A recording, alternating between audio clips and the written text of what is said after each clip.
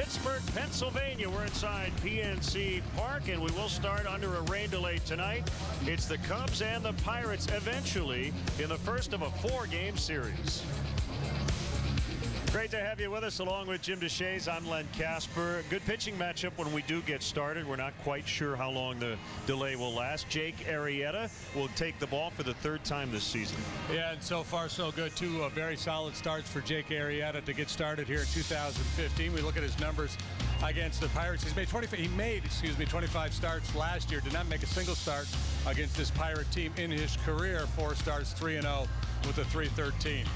A.J. Burnett, believe it or not, he's already 38 years old. He's been talking about possibly hanging it up here the last couple of years, but he's back with the Pirates. Yeah, he's off to a pretty good start this year as well. Struggled last season in a Philly uniform. He's made 13 starts against the Cubs in his career, a winning record 7-4 with a 3.25 earned run average. The Cubs would love to flip the script this season. They went 5-14 against the Pirates, losing all 6 series against an eventual playoff team. So coming up, we'll have the Cubs, and they hope to keep their offense going with the rookie Chris Bryant now in the lineup batting cleanup. The Cubs and the Pirates coming up on Comcast Sportsnet.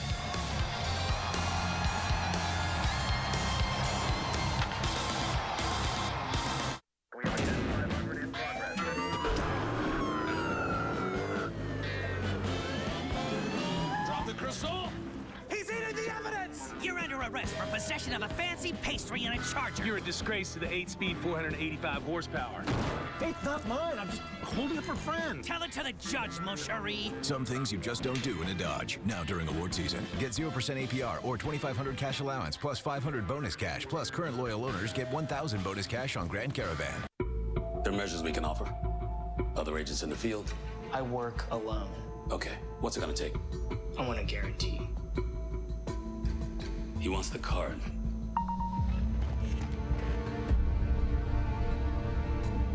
I'm in.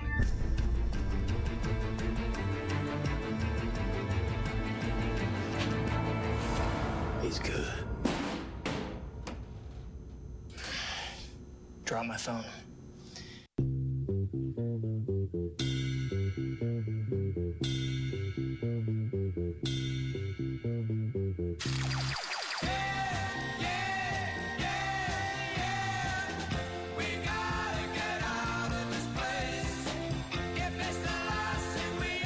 Running out of space? We can help you with a mortgage or a home equity loan for something bigger and better. BMO Harris Bank. We're here to help. Well, they were expecting some rain that we really didn't get, so just some sprinkles, and hopefully we'll be able to get started here not too far down the road. In the meantime, Cap and Haw Rewind and Cubs baseball soon from Pittsburgh.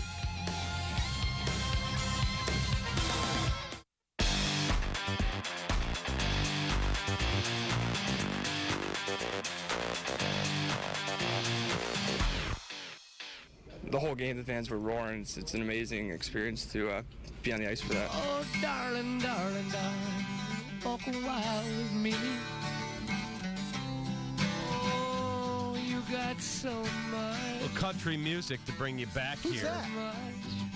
Is this Led Zeppelin? So I had no idea this is Led Zeppelin. It sounded country.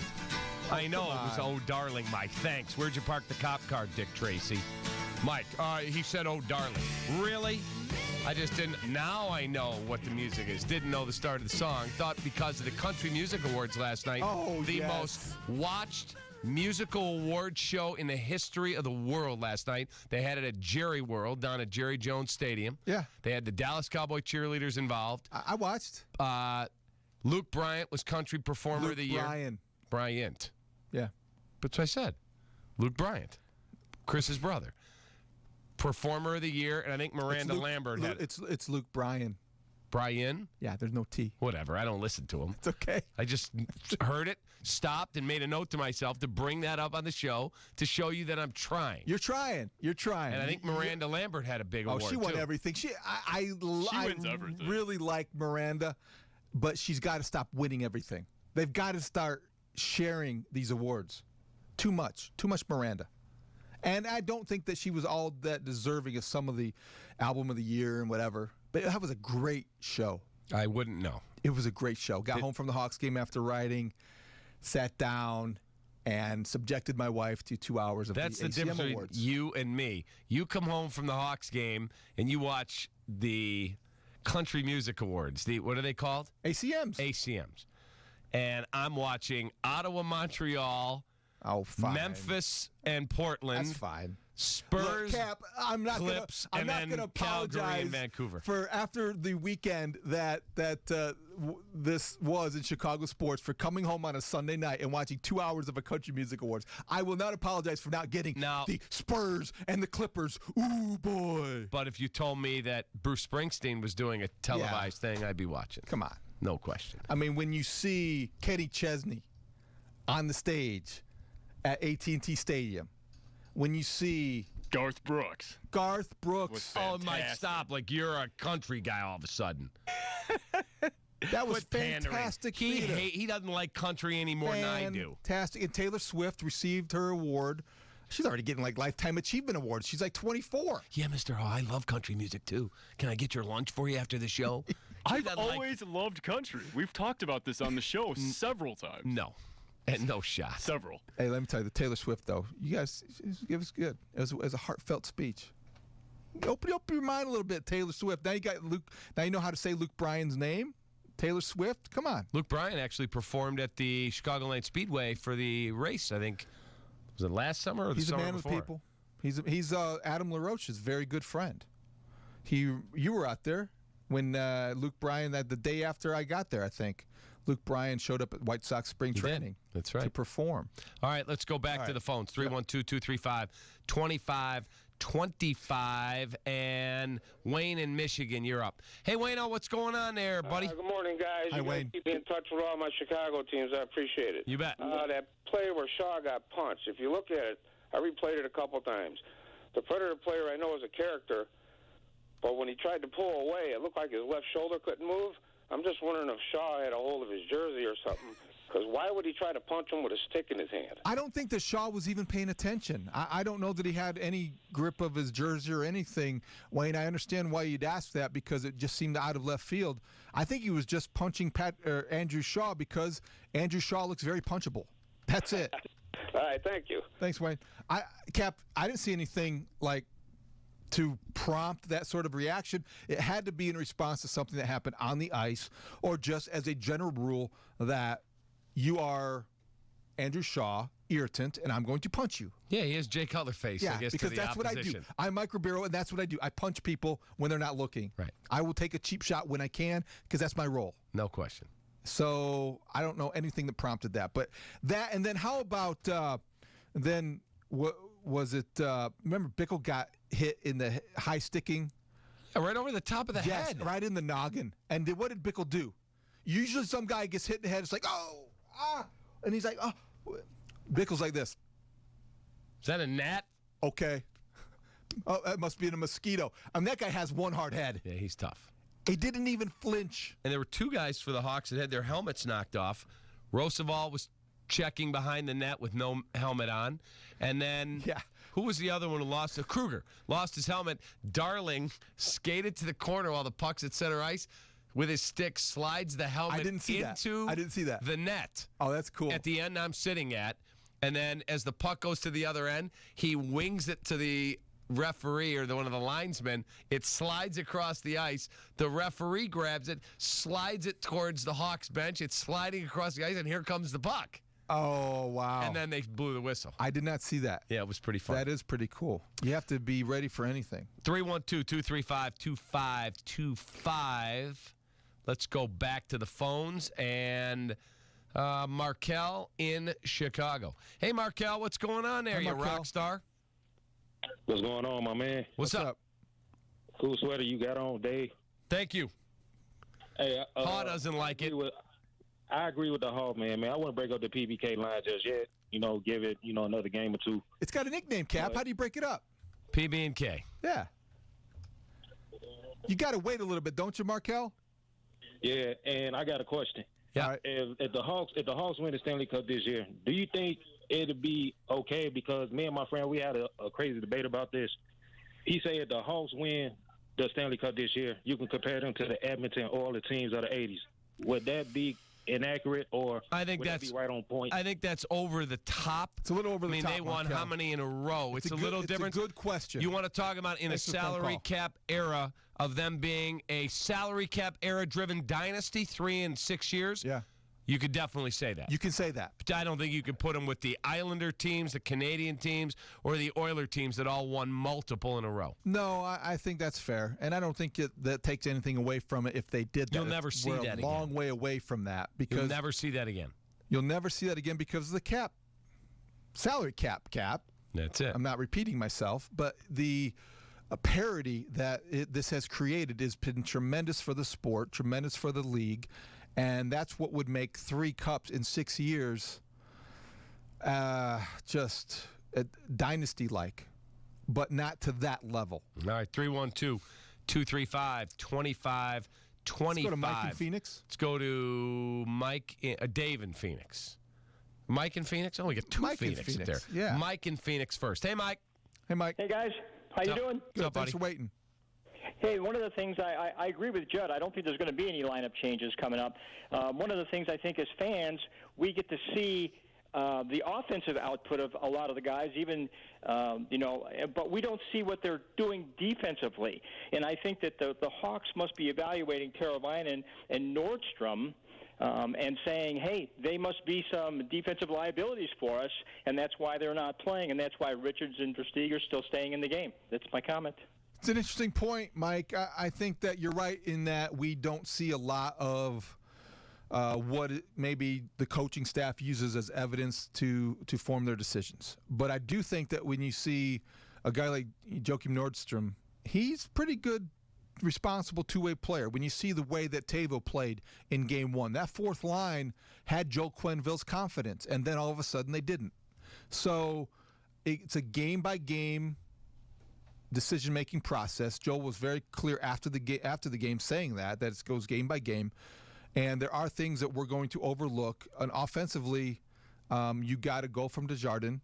You haven't gotten much from Brad Richards. You don't know what else you're getting from Brad Richards that maybe they're happy with. All right, we'll find out. I don't know. Again, coming off a 4-2 win, it's tough to change things too much. Yeah, it is. 312-235-2525. Todd Hollandsworth is going to join us. Shift gears. Next, we'll talk some baseball. Carlos Rodon is up. Chris Bryant's first road game is tonight, weather permitting, in Pittsburgh. So we got a lot to talk about on that. 312-235-2525. By the way, also got a text from a listener, a tweet from a listener. I guess Vin Scully was talking about the same thing I was talking about, the guys that came up on 417, but he mentioned 3 more. How about this? Frank Robinson, Roberto Clemente, Don Drysdale, Jim Palmer, Jackie Robinson, Louis Aparicio. All Hall of Famers debuted on 417. Were those service time decisions? Oh, there's no question. We'll take a timeout. We'll come right back. Holly Time 28 next. My dad thinks the best color for a car is red. My cousin says he prefers European cars. And my friend, well, he thinks everyone should drive what he drives. My car is my car, and it's my choice. Mitsubishi. Now, get special discounts featuring 0% APR financing for 66 to 72 months. Stackable rebates and APR cash at Max Matson Mitsubishi, maxmatson.com. Baseball season's underway. Yep, baseball season is underway. Chris Bryant's debut in the books. Carlos Rodon will make his, at least in terms of being on the active roster tonight. He's pitching out of the pen. We'll see if he gets in the game. Sox at home, weather permitting. Weather against permitting. The Cleveland Indians. Cubs in Pittsburgh for Bryant's first road game, weather permitting. Holly and I, weather permitting, will have the post-game show. And Todd joins us now from his studios at MLB Network. Holly, good morning. How you doing? And hey, happy birthday to you. Well, thank you very much. I'm doing fantastic, guys. I appreciate you guys mentioning that. Yeah, 42. I'm not getting any younger, but yeah, it's been a good day so far. Happy birthday, Todd. Thank you, man. That's Thank you. I great. appreciate it, Dave. So, big weekend for Chicago baseball. Chris Bryant makes his debut on Friday. Carlos Rodon comes up today. What were your impressions of Chris Bryant's first weekend? I thought the shaky Friday, but really had nice days on Saturday and Sunday. And what are reasonable expectations for Carlos Rodon? Start with Bryant. The thing about Bryant, it's even hard for me to put into words when I sit back and think about it, just because of all the hype that has been centered on him, that's been put on his shoulders. You think back to spring training and the homers. You think to the war between what appeared to be between the Cubs and his agent Scott Boras, how he had to handle all that, to what I termed opening day number 2 when Chris Bryant arrived this weekend and everybody flocked to Wrigley Field to get a glimpse of we'll call him the savior for now. It's this whole idea for a 23-year-old to put this all on his shoulders, to put a smile on his face, to go out there and perform, to not be nervous. Honestly, I would have made 3 errors. I'd have struck out 4 times. I give this kid so much credit for how he's handled everything, and I think a lot of people out there should as well. He's going to be good, and I knew he was going to settle down in the second game. He did. He's going to start getting his hits. He's going to start building on this, and right now he's just kind of getting those firsts out of the way. Very, very impressive first weekend, though, from him. I mean, to see the impact, I guess that's probably the one thing I would say that stands out the most to me is what he was on Friday and then what he was on Saturday. And, the glimpse of the two, the nerves, like you said, the, swinging outside the strike zone to grabbing a couple walks, dropping in his first base hit with an RBI single, and then putting together better at-bats. When you look at the whole service time discussion around Chris Bryant, got to keep him down there for 12 days. Right. Carlos Rodon's coming up, and the Sox very quietly did the exact same thing. Agreed? Amazing. Yeah, absolutely. No, it's clearly what they were doing. The idea with Rodon is just how you're going to use him. Cappy was talking to you, obviously, earlier this morning over at MLB Network, and, you made a great point. They're going to use him for 150, 160 innings. How are you going to use him? Where, you're going to start him out in the bullpen, work him into the rotation, be able to count on him in September. I think that's very important to make known that that's probably going to be the game plan. But, yeah, it's exactly what they were doing, just kind of getting him ready. Had a nice spring training, throwing the ball well, ball's coming out of his hand. There's expectations. And I also would like to think that, I've been watching White Sox baseball here in the early part of the season. It hasn't been too pretty, especially that staff outside of Sale for the most part. Jeff had a great start his last time out, but you know what I'm talking about. There's been some issues there. Quintana got lit up yesterday. He did. He has not been consistent, and that rotation has been a little disappointing, even though it's only been a couple spins through it. So, Todd, I know that it's difficult to project, but say we're sitting here on October 1st and we're looking back and thinking, which Chicago rookie had the biggest impact on his respective team, Chris Bryant or Carlos Rodon? What do you think your answer is going to be? I think it would be Bryant. I really would. It's just going to be hard to kind of, I have a hard time wrapping my mind around what Rodon could potentially do. I just don't know even the roles, for which they're going to use him right now.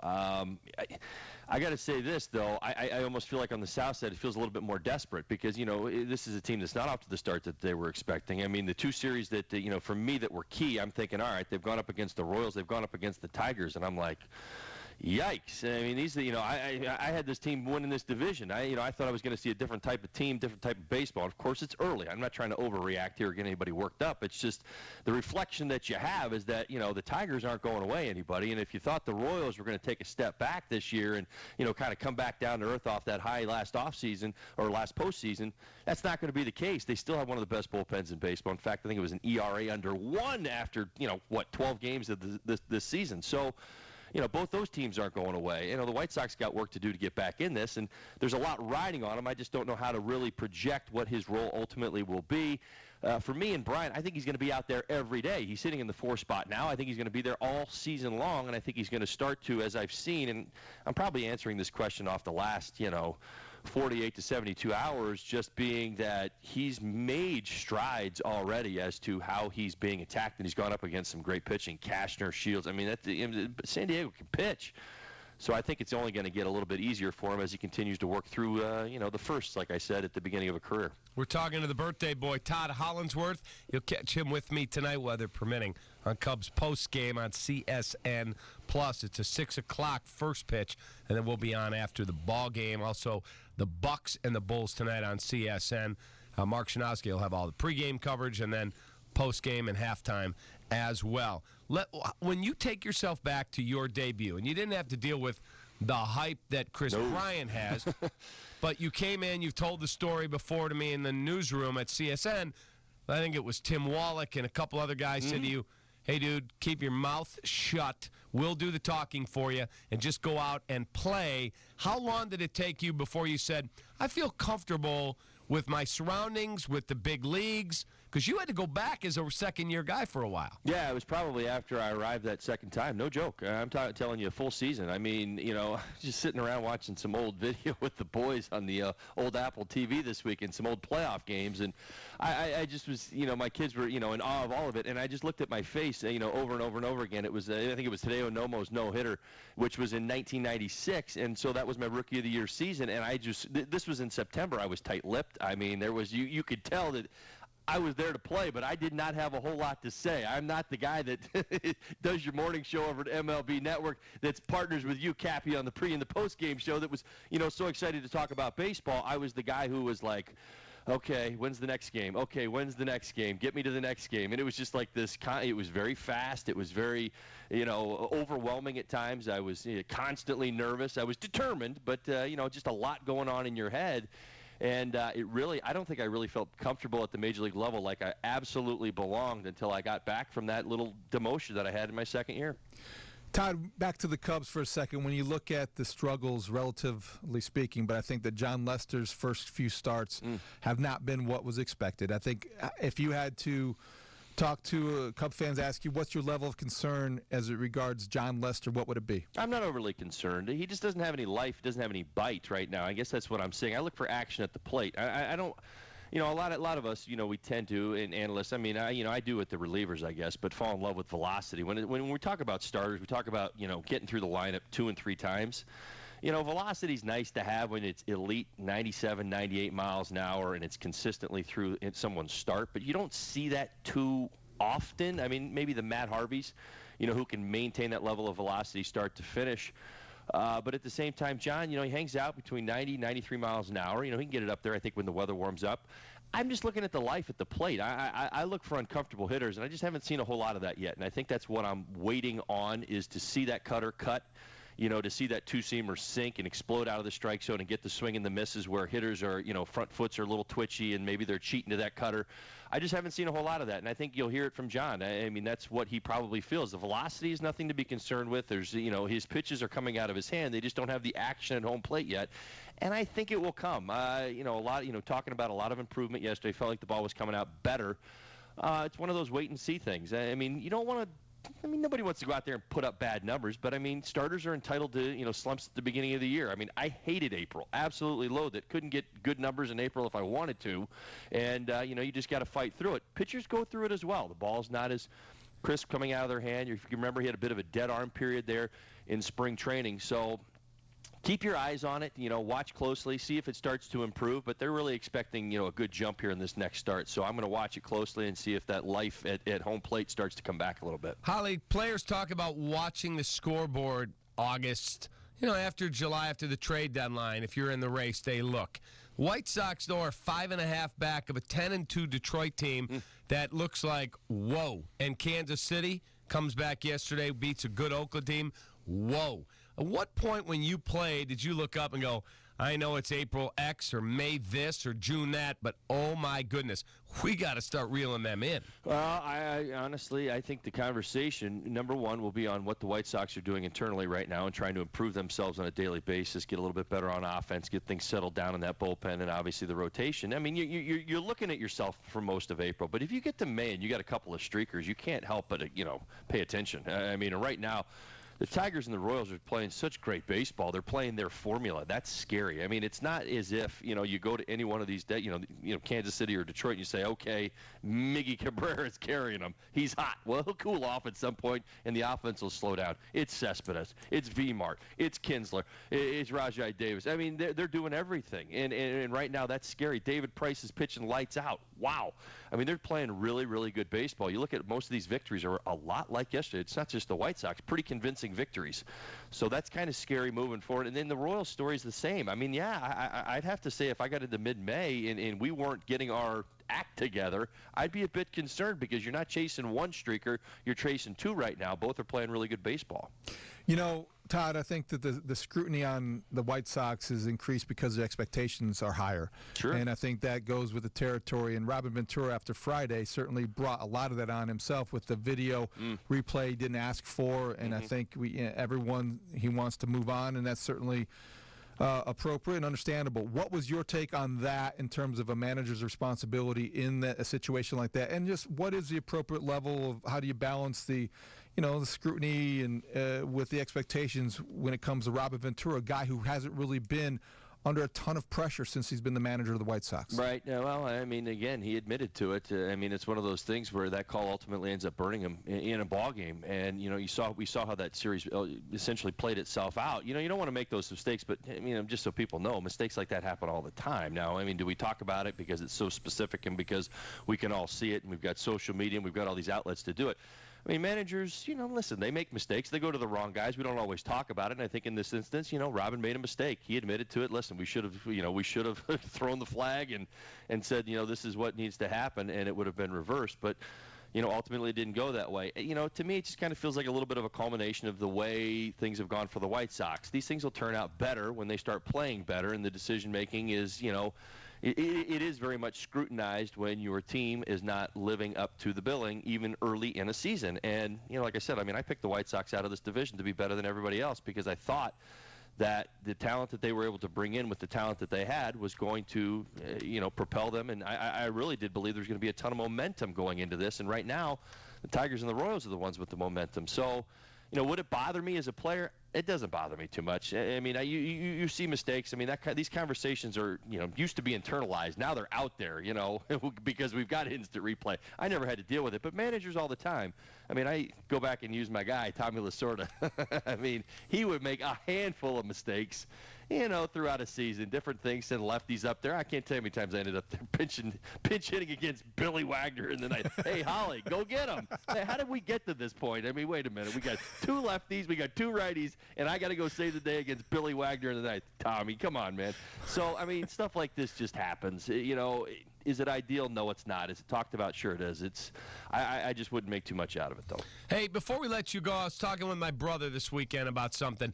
You want to keep interest in baseball throughout the season.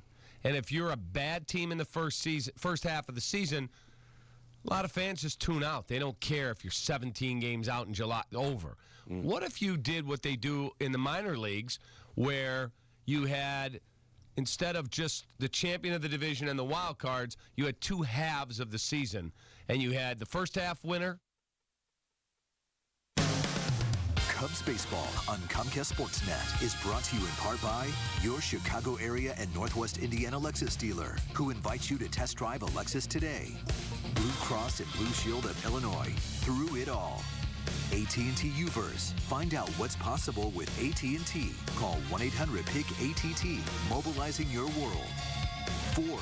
Check out America's freshest lineup at your local Ford store or at localfordstores.com. And by Southwest Airlines. Book your low fare now at southwest.com. Welcome back to Pittsburgh, beautiful PNC Park, and it has turned into a very lovely evening. It's cooled off just a little bit. Say cheese. Cheese. Jake Arrieta and A.J. Burnett to kick off this four-gamer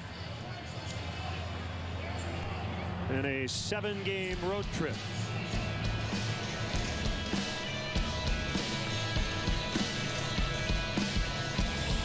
If tonight's Cubs leadoff man gets a hit, Benny's Beverage Depot will donate $100 to Make-A-Wish, Illinois.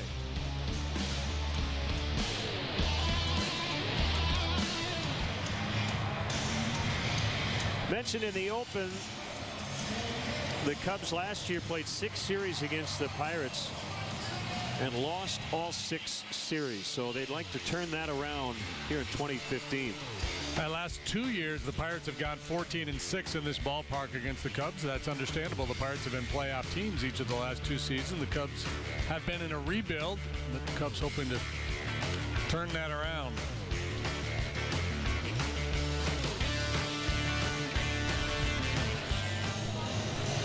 Going over the ground rules, Clint Hurdle and David Ross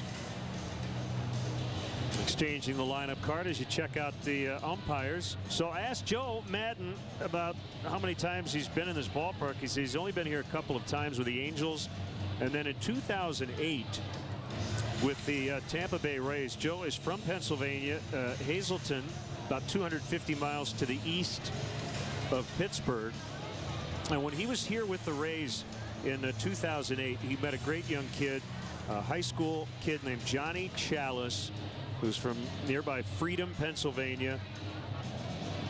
And a very inspirational story, a sad story, as he was going through cancer treatments. Johnny ended up passing away later that season, but he and Joe became good friends.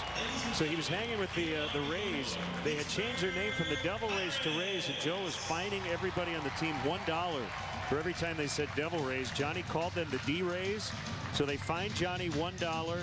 Joe put it in his pocket after Johnny signed it for him. He, to this day, has a jersey, a baseball, and a dollar bill signed by Johnny Chalice, whose motto was courage plus believe equals life.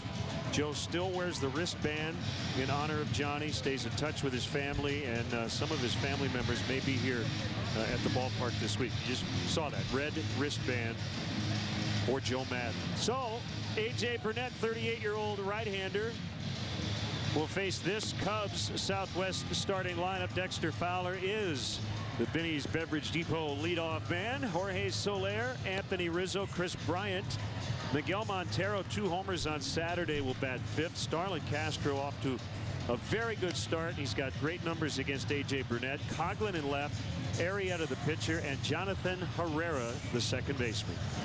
Pirates defensively, they've committed but 3 errors so far this year in their first 12 games, so pretty solid stuff. Plenty of speed to spare in that outfield, and you need it here in spacious PNC Park. Jung Ho Dung making the start at shortstop, the South Korean. This is his second start. Jordy Mercer got hit in the ribs by a pitch yesterday. He's day-to-day, so Gung gets an opportunity. It'll be fun to watch him play. Harrison Walker Alvarez joined him on the infield. Francisco Cervelli, he's new to the Pirates. He's behind the plate. And the Lexus Pursuing Perfection starting pitcher is A.J. Burnett, 38 years of age. Pretty good start so far. He hasn't won yet. He's 0-1, but a low ERA of 2.25 in 2 outings. 155 wins, 151 losses with a 4.03 lifetime earned run average for the longtime Major League pitcher. Doesn't quite have the giddy up on the fastball he once did. He'll throw sinkers, curveball, changeup.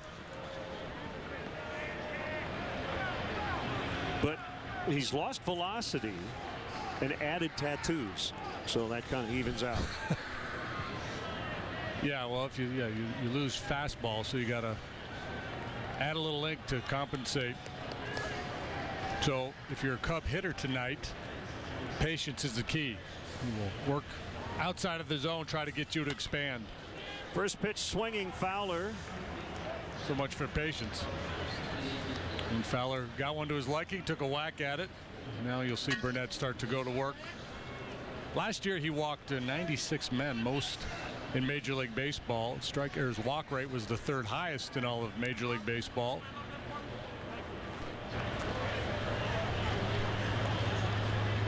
He was a Philly then. 8-18 with a 4.59 earned run average for the Phils.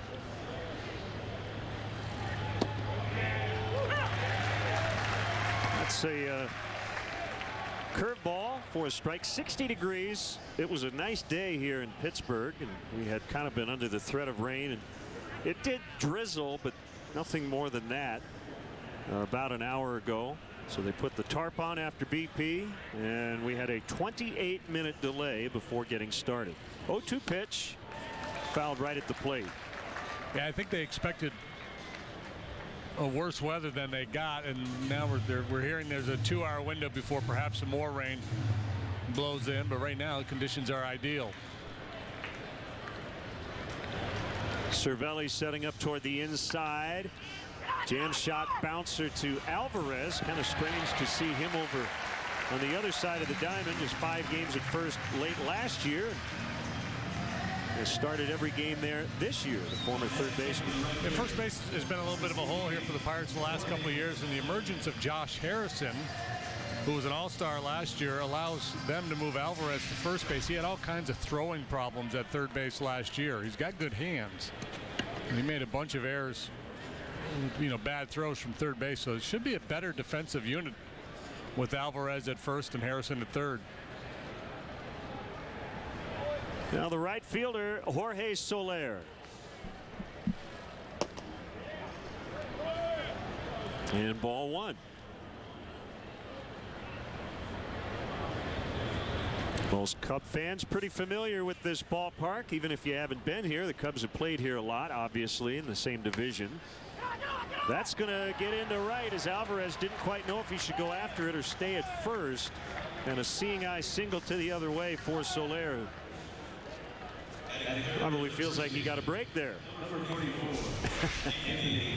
Yeah, it's a breaking ball that backed up, or well, I guess just a running fastball. Had a lot of movement in on the hands of Soler, and I don't know that anybody was really going to make a play on this ball. If Alvarez goes and gets it, by the time he gets it and returns that ball to Burnett at first base, likely Soler safe.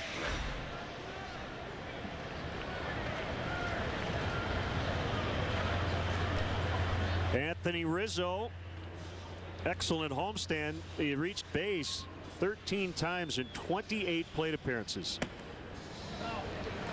So left center, it gets out to 410 in the north side notch right near the bullpen area. The home run area here is right down the left field line and right field, where it's 320 to the foul pole, but they've got a 21-foot high wall in honor of the late Roberto Clemente. Yeah, this is one of the toughest home run parks in all of baseball.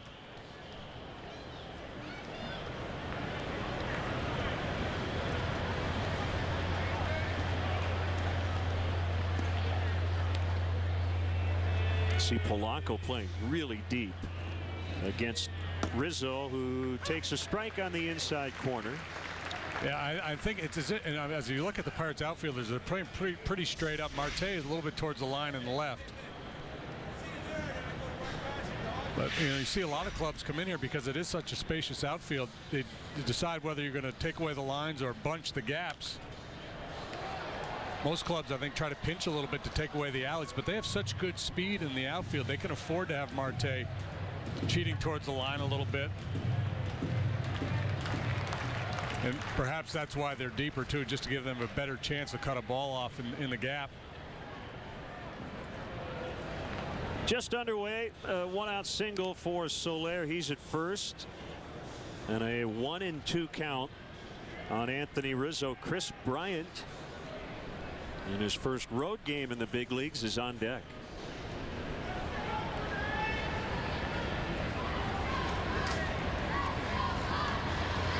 There's a pitch on the ground.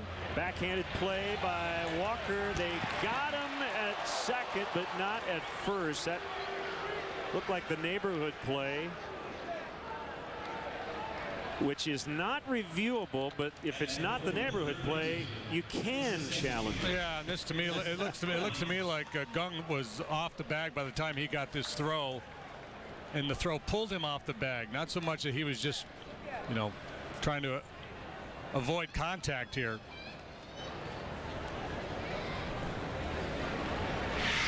So Joe Madden waiting for the thumbs up or thumbs down from Dave Martinez, who's talking with the video guys, and no challenge. Yeah, the timing was off on that play.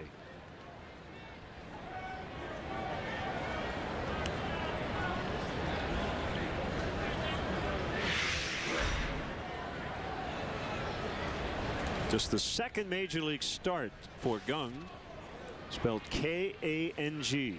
Rizzo dancing off first, and Bryant takes ball one.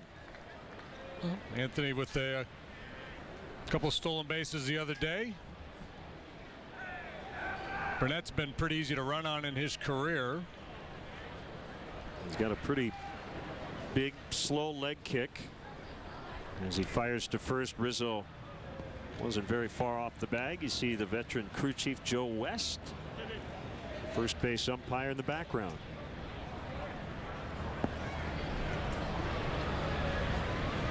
Well, no home runs in his first 3 games, but you see putting up good numbers. 14 plate appearances. He's got 3 hits, 3 walks. He's been hit by a pitch.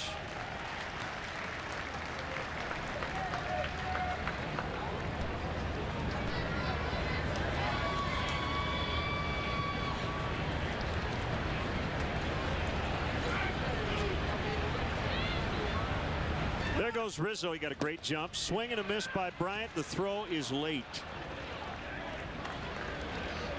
So the Cubs now with their 14th stolen base. They came in tied for first in the major leagues in steals. Yeah, well, look at Rizzo. Burnett never makes him stop as he dances off first base. A great jump. Cervelli didn't have much of a chance.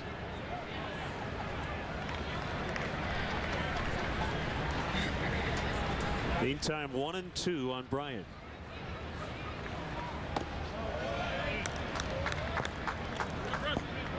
Make it 2-2. Not a huge crowd. It's April. It's a weeknight, and the Penguins are hosting the Rangers in Game 3 of their Stanley Cup playoff series tonight. In fact, the Pirates are not televising this game. We're the only game in town, TV-wise, for baseball tonight. This is the anniversary of the first ever Cubs televised game back in 1945 with Bert Wilson at the mic. Full count on Bryant. Montero on deck. Here it comes, and he walked him.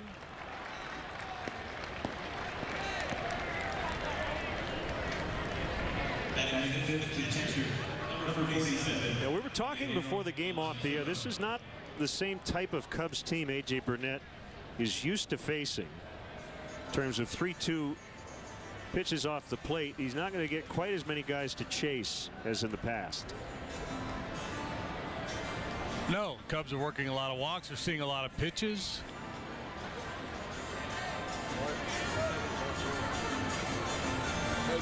Oh, here's another one, Montero. That's a big part of his game, too. He's a patient hitter.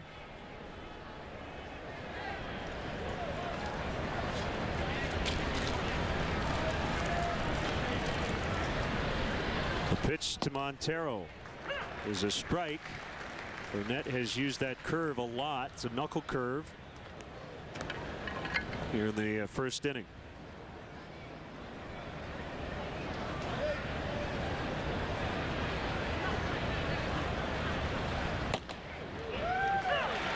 Montero tried to really sell that pitch as an inside and off the plate pitch. Well, let's take a look on pitch tracks. Montero has a legitimate point. DJ Rayburn, the home plate umpire, brings it up, but it appeared to be inside.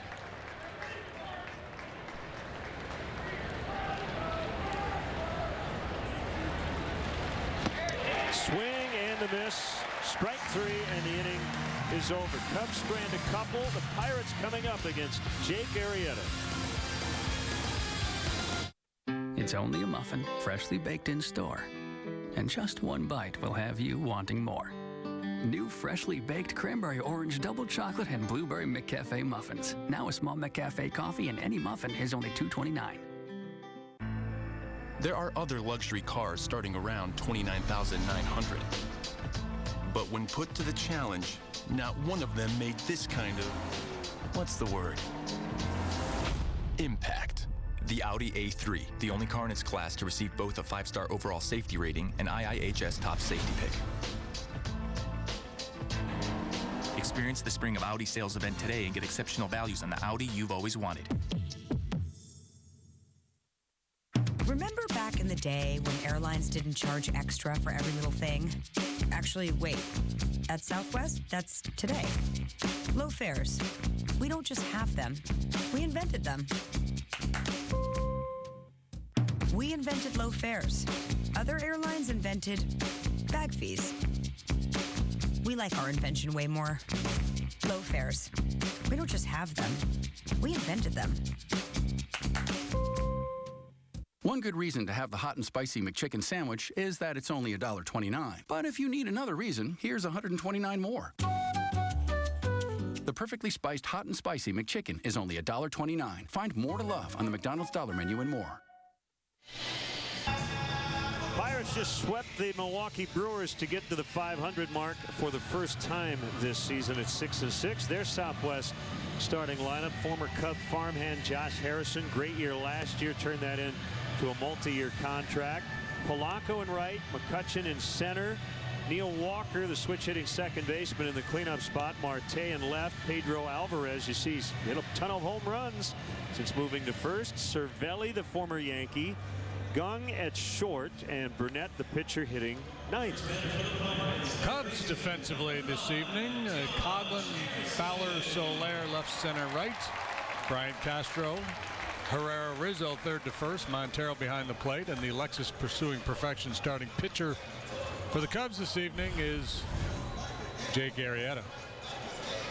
Quality work in both of his starts. A win, a loss, a 1.98 ERA. He was perfect through 3 in his last start. And then he got ambushed, gave up a 3 spot in the 4th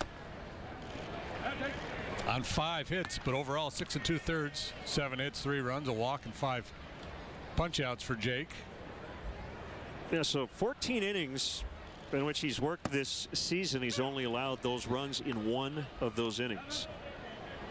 1-1 on Josh Harrison.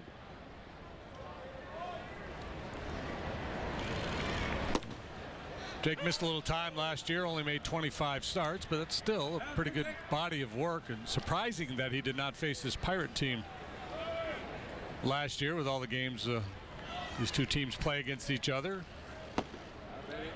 But he didn't.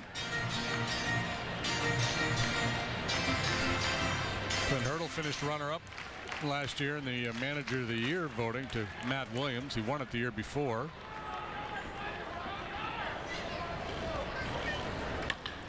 Hit hard and a diving stop. Castro up with it quickly, out at first.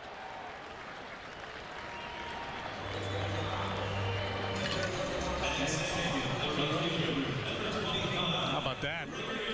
Pretty play by Castro to get things started here in the bottom half of the first. This ball's got a lot of pace on it. And quickly able to get to his feet and sling that ball over there to first. He had a very rough spring training defensively, but has been terrific here in the regular season. Now, Gregory Polanco, 100 games into his major league career. He's put up pretty pedestrian numbers since his debut last June against the Cubs. But it's very early. He's only 23. And he laces that one into center field. Fowler will come over and cut it off and keep Polanco to a single. 6'5", 230, as we said when we saw him first time last year. We say he's all legs. He is a tall man. I spent a couple of years atop the Pirates' top prospect list. Got his chance last year, as Len mentioned, didn't really do a whole lot, but man, you talk about hype. Not the Chris Bryant level, but people here were pretty jacked up when Polanco got to the big leagues. And they feel like they're set for a while in that outfield with Polanco joining McCutchen and Marte. McCutchen has been dealing with a sore left knee here in the early going.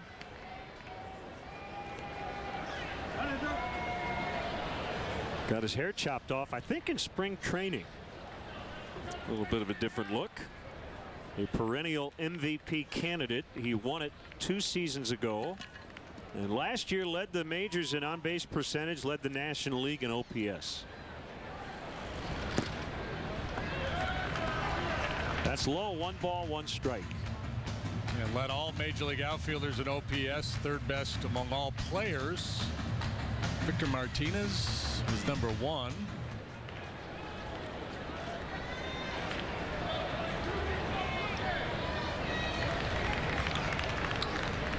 always has hit the Cubs. Probably does it against most teams. Polanco takes off. Here's the throw by Montero. It's late. He stole that one off Arrieta. Polanco putting those long legs to good use. 4 for 4 in stolen bases now. A lot of times guys like Polanco, you really see their speed when they're going first to third or second to home on a base hit. Sometimes the guys with the longer legs don't have the quick twitch, quick break. Did you notice he came up off the bag? And Joe was thinking about challenging that play and decided not to.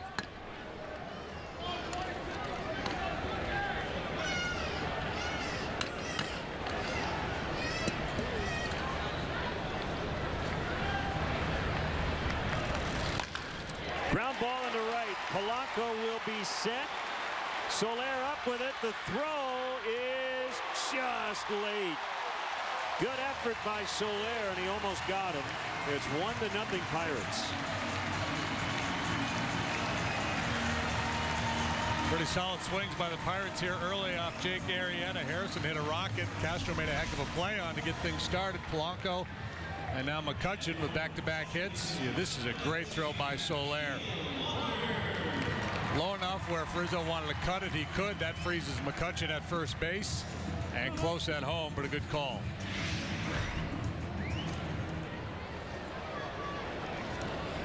The Cubs outfielders, JD, have done a really good job with their throwing arms. They've got 6 assists as a group. That leads the major leagues. And I'd have to think advanced scouts are starting to tell their people, be careful, especially against Soler. Yeah, I think, you know, Coughlin has 3 of those assists, and, you know, sometimes it's reckless base running. But Soler is the one guy out there that third base coaches are going to be fully aware of his arm strength. And raw outfield assist numbers don't really tell you the whole story, because as reputations build, certain guys who are not considered good throwers or accurate throwers end up with a lot of assists because teams take advantage and just simply run a lot, and vice versa. Guys with really good arms don't get a chance to throw. Yeah, you know, they need to come up with a stat for, you know, advance not taken because we were scared. We were scared of his arm, so we didn't run. McCutchen always a base stealing threat.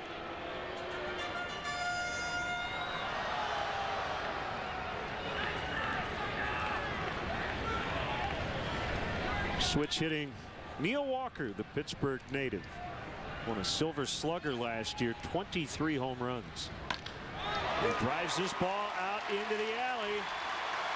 Coughlin able to keep it from getting to the wall. McCutchen will stop at third. It's a double for Neil Walker. And that is 3 straight hits. And remember, the out recorded was a terrific play by the shortstop Castro in this inning. Yeah, this is very uncharacteristic to see Arrieta get hit around like this early. It happens to a lot of starting pitchers until you get locked in out there. Everybody's vulnerable in the first inning, but Arrieta last year and for his first couple of starts this year has been immune to that. Not tonight. Going to have to start getting a little more precise with that fastball. Maybe push the Pirate hitters off the plate a little bit.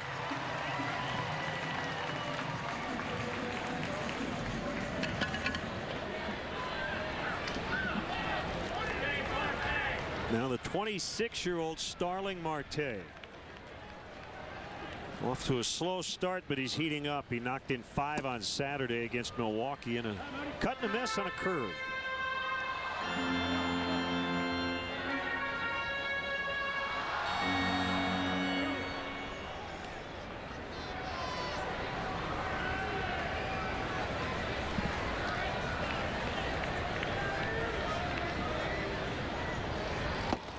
I think we said it last year, JD. This is probably the toolsiest outfield in baseball, right? With Marte, McCutchen, and Polanco. Yeah. Speed, power guys.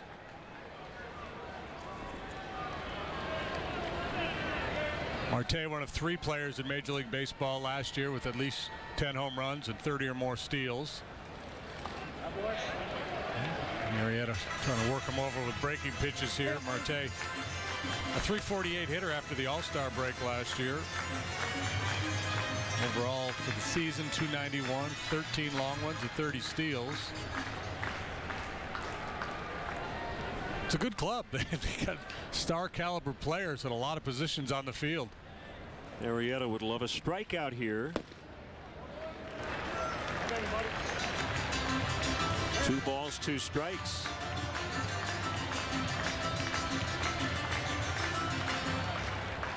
Sharply hit grounder at either of the corner guys. They could possibly throw home. Not up the middle. They're playing back.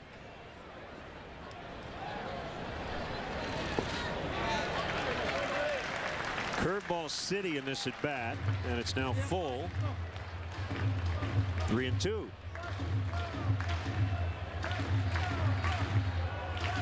Well, this is where you really lean heavily on that scouting report. What is Marte's tendency? Is he going to get aggressive in this situation on 3-2? Will he chase that breaking ball out of the zone?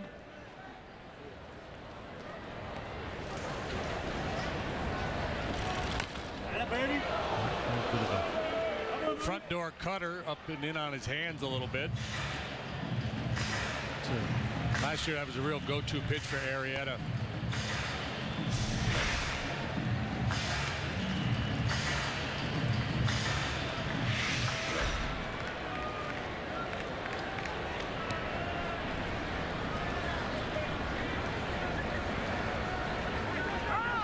Cool night, but as you can see, Arrieta working up a sweat here in the first inning.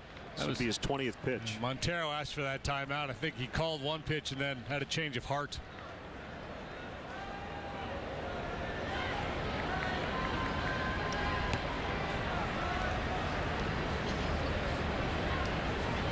Hey, baby, Marty. Hey, baby. Hey, come on.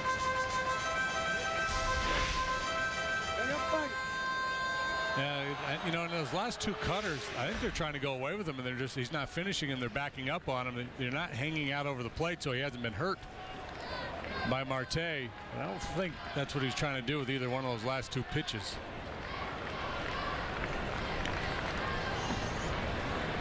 Another 3-2. Right back to Arrieta. They've got McCutchen caught up. And the tag applied. Kind of a dangerous throw by Arrieta right into the runner, but Bryant able to snag it and apply the tag. 2 outs.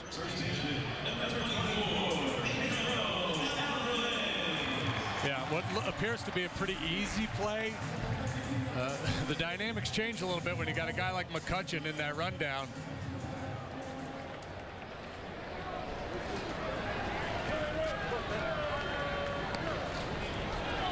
Ideally, probably be better if Jake were to give that ball up a little bit earlier. I mean, he did the right thing in cutting McCutchen off and getting him headed back towards third, but unload a little bit earlier would have been a safer play. So first and second, and a backdoor curve in there on Pedro Alvarez. Game-winning homer in the 3rd inning yesterday versus Milwaukee.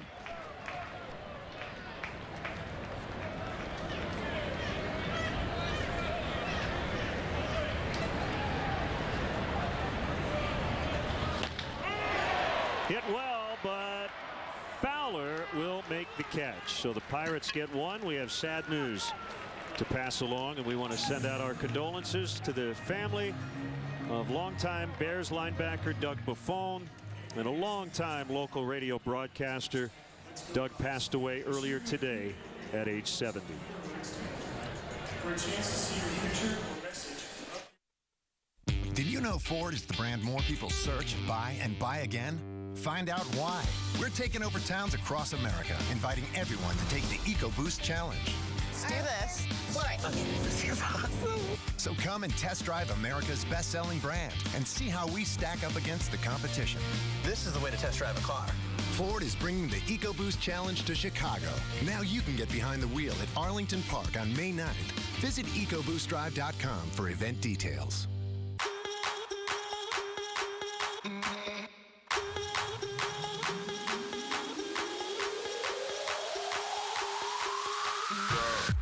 What's in a drop? The expectation of what comes next. That's what keeps the energy going. The drop refreshes the beat every time. So what's in a drop?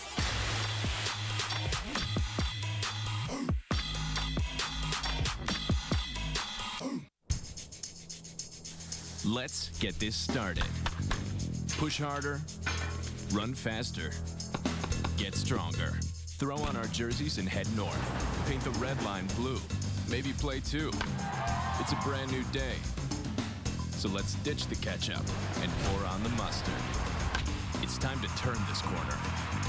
The winds are shifting. Your 2015 Chicago Cubs. Let's go. Get tickets at Cubs.com.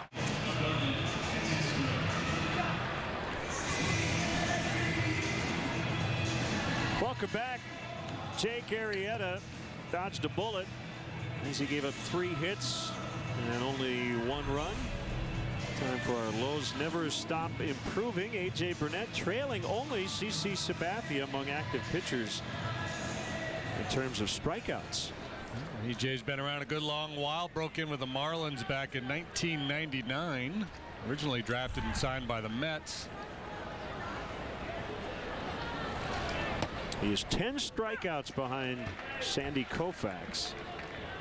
And starts Starlin Castro with a strike. Excellent defensive play in the bottom of the first by the 3-time All-Star shortstop. Hits in 9 of the first 11 games this season. Ooh, good swing. Oh my goodness! Oh no! I hit that girl think back there. yeah, a fan right behind home plate. Yeah. Might have been too close to that net. And we hope she's all right. They're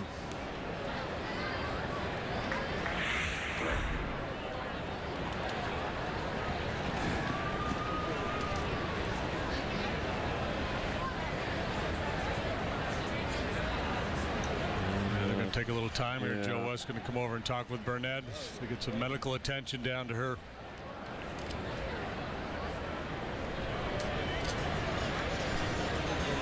So that list of active strikeout leaders, noteworthy. King Felix on that list. You know, all those other guys are mid to upper 30s. Felix Hernandez just 29 years of age, so gives you some idea of what he's been able to accomplish. Yep.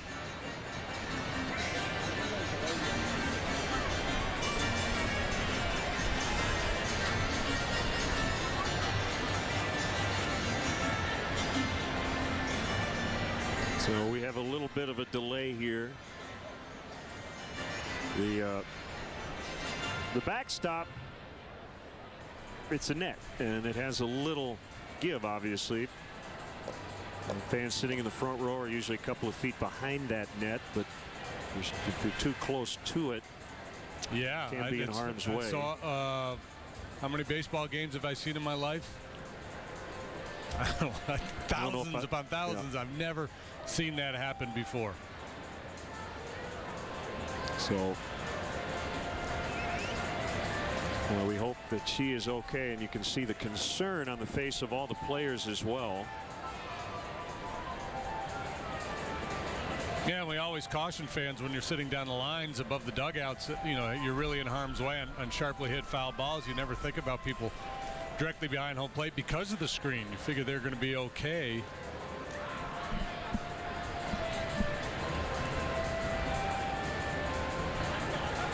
We are not going to show the replay. It's hard to watch.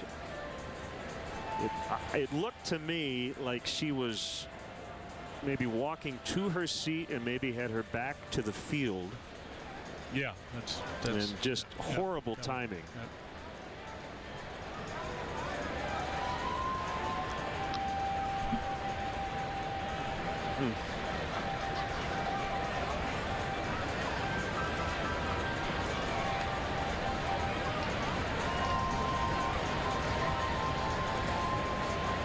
So if you just joined us, we had a 28-minute rain delay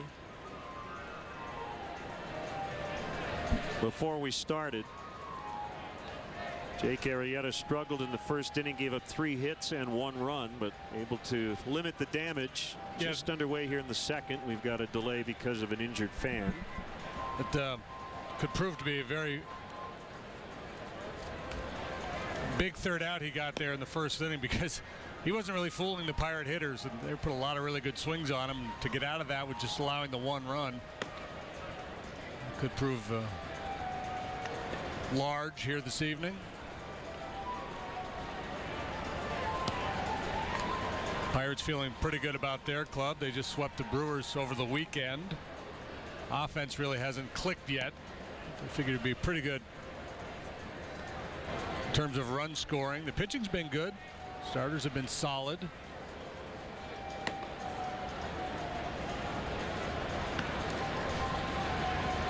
We'll see Francisco Liriano tomorrow. Boy, he's had a lot of really good games against the Cubs. It's he and Travis Wood tomorrow evening, and then Jason Hamill, Vance Worley on Wednesday. The finale of the series is Thursday afternoon. Kyle Hendricks against Jeff Locke. Pirates have not faced the left-handed starter. Only team in baseball that has not faced a southpaw, but that will change tomorrow. And it's Wood against Liriano.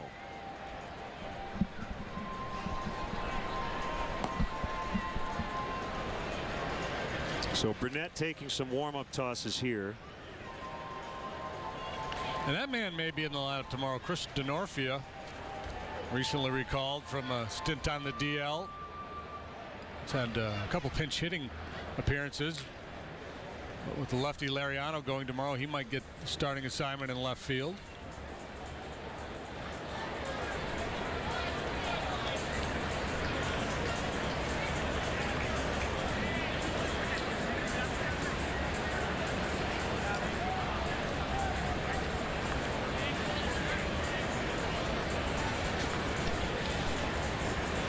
While we have a moment, let's take a look at the. Well, we'll mention the early NL Central standings. The Cardinals beat the Reds last night for their 5th straight win. That game took 2 hours 2 minutes. National television. It's got to be a record for an ESPN Sunday night game. So the Cardinals are 8-3, Cubs 6-5, Pirates 6-6. Reds have lost 4 in a row. Milwaukee 2-10. Did you see Scooter Gennett? Yes. 5 stitches in his hand as he, I guess, reached for a bottle of soap in the showers in this ballpark, right? Yeah. Yesterday, and cut himself. But it's very early. Yeah, hard to really argue that any trends are being established. Everybody felt like the Cardinals were going to be a good club, and they certainly have been. Matt Carpenter's off to a great start. And, you know, now there's grumblings about Ron Renicke's job being in jeopardy with the slow start for the Brewers. Their worst start ever, actually, through 12 ball games. They're hosting Cincinnati tonight. And it's the top of the 4th inning, 0-0. Anthony DeSclafani and Willie Peralta, and no Scooter Gennett in the Brewers lineup. Did you watch any of the Patriots Today game from Boston? A little bit. Yeah, 11 a.m. Eastern time start. The tradition, the Patriots Day, the running of the Boston Marathon, and the Sox and the Orioles were on. 7-1 Boston win. And that was one of the points last year we got into that conversation about if you were commissioner for a day, what would you do? And one of the things I would do is I would say there has to be at least one day game every day in Major League Baseball. I like that. So baseball junkies can get their fix.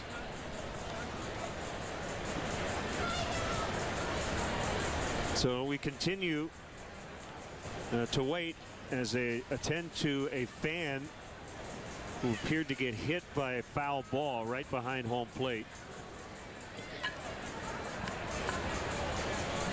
Just underway here in the 2nd inning. 2 strikes on Starlin Castro. And baseball doesn't seem very important at the moment.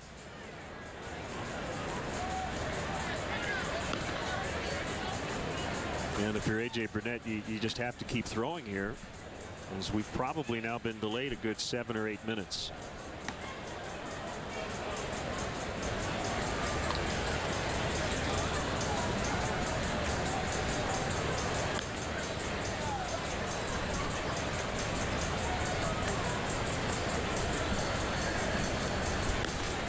do resume, it'll be a 2-strike count on Castro.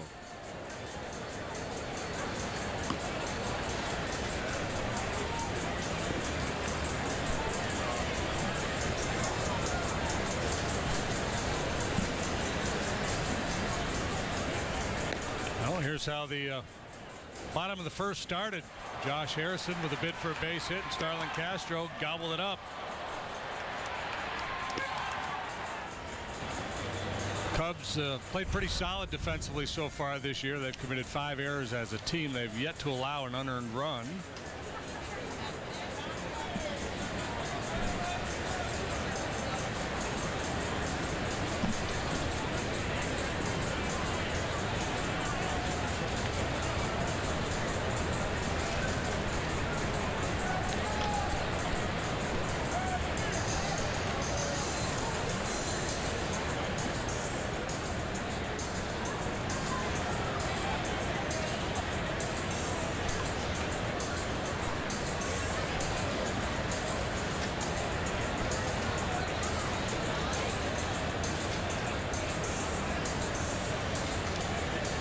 So they're still working behind the plate.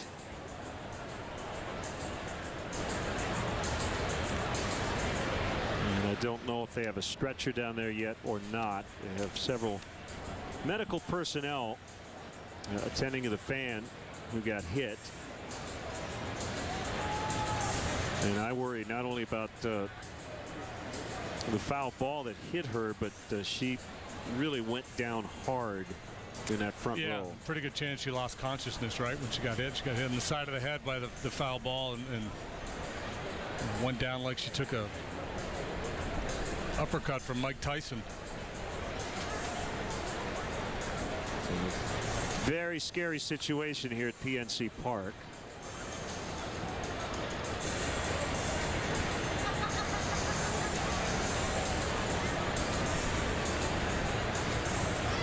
I think a lot of fans are trying to find out what exactly happened. Fans who might be sitting in sections where they can't see what's going on behind home plate.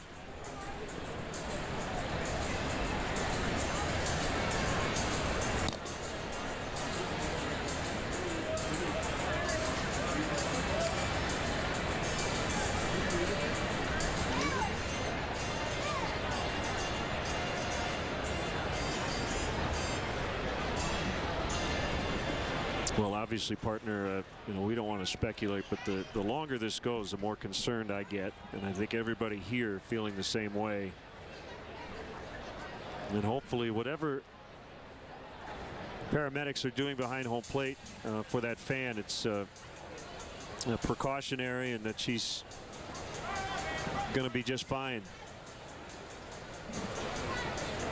And I'm wondering if Joe West, who's now walking toward home plate of the dugout, if he may call the Pirates off the field.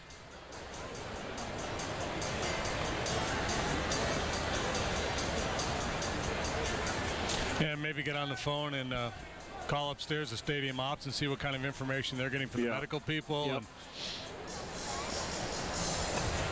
So he's going to talk it over with Clint Hurdle.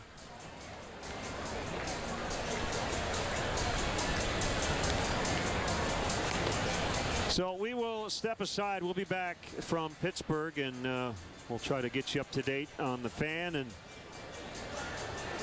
resume this game here in the second inning. 1-0 Pirates. Will be back.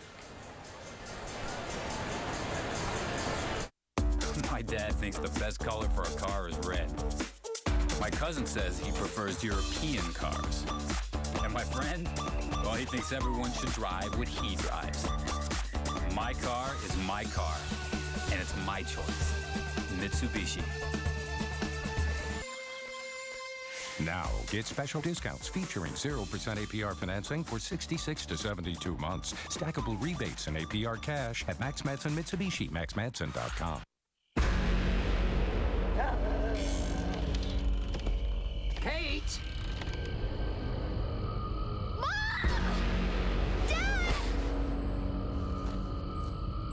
She can't go alone.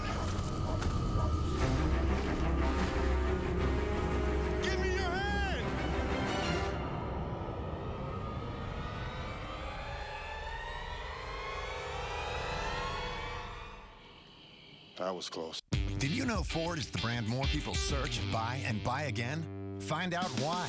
We're taking over towns across America, inviting everyone to take the EcoBoost Challenge. Let's do this. What? This is awesome. So come and test drive America's best-selling brand and see how we stack up against the competition. This is the way to test drive a car. Ford is bringing the EcoBoost Challenge to Chicago. Now you can get behind the wheel at Arlington Park on May 9th. Visit EcoBoostDrive.com for event details. Back here at PNC Park, and we have been delayed for a good 12, 13 minutes. And A.J. Burnett, the starting pitcher, has walked into the Pirates dugout. As we wait, we have an injury delay. A fan injured behind home plate got hit in the back of the head by a foul ball as she was apparently finding her seat in the front row. And the ball hit that screen, and she was very close to the screen. We are not going to show the replay for obvious reasons. We got to look at it during the break. And the good news, JD, there was an usher near her and appeared to kind of help break her fall. Yeah, he looked like he got a hand on her and helped her on the way down. But that's pretty much all we can tell you at this point.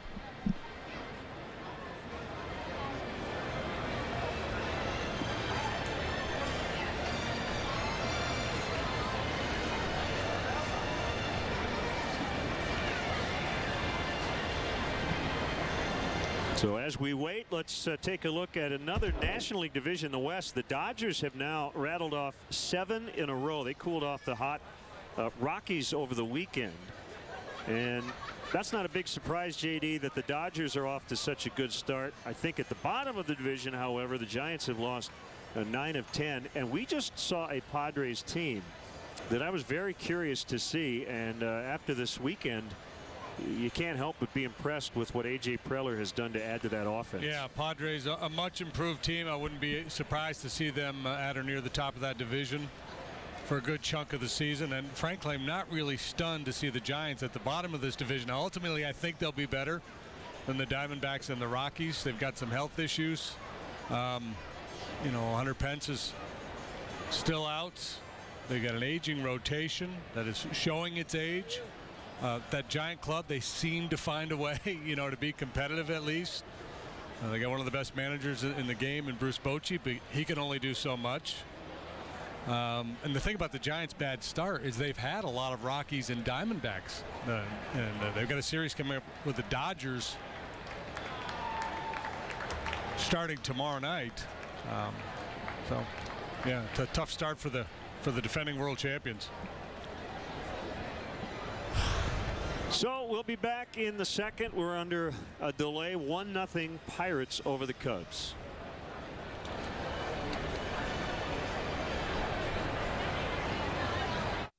It's only a muffin, freshly baked in store. And just one bite will have you wanting more. New freshly baked cranberry orange double chocolate and blueberry McCafe muffins. Now a small McCafe coffee and any muffin is only $2.29. Honda developed the first fuel-injected motorcycle? The world's first omnidirectional personal mobility device. We even made rear-view cameras standard on every 2015 Honda vehicle. But I'm here to introduce one of our greatest innovations yet.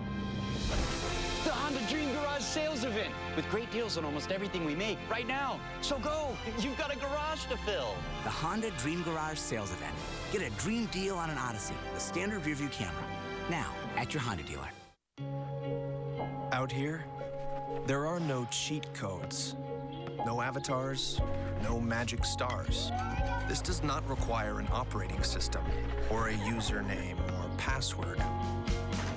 And there will not be better versions of these games coming out next year. There's nothing like the good of sport. This spring, shop the brands you love, plus thousands of items on sale now. Sports Authority, all things sporting good. One good reason to have the hot and spicy McChicken sandwich is that it's only $1.29. But if you need another reason, here's 129 more. The perfectly spiced hot and spicy McChicken is only $1.29. Find more to love on the McDonald's Dollar Menu and more.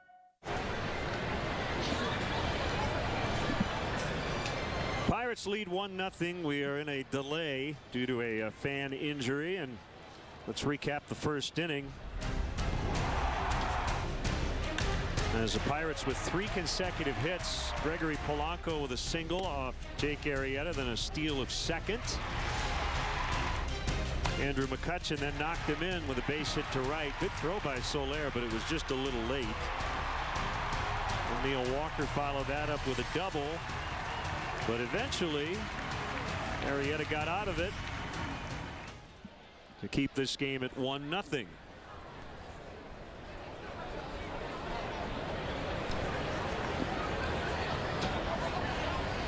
Patrick Mooney has stopped by, Cubs beat reporter from Comcast Sportsnet. You can follow Patrick, our Cubs insider, all season long right here on CSN. Brought to you by Nationwide agent Jeff Vukovich. Visit Jeff at jeffvuk.com. Nationwide is on your side. And again, we will keep you posted on what's going on down on the field right now.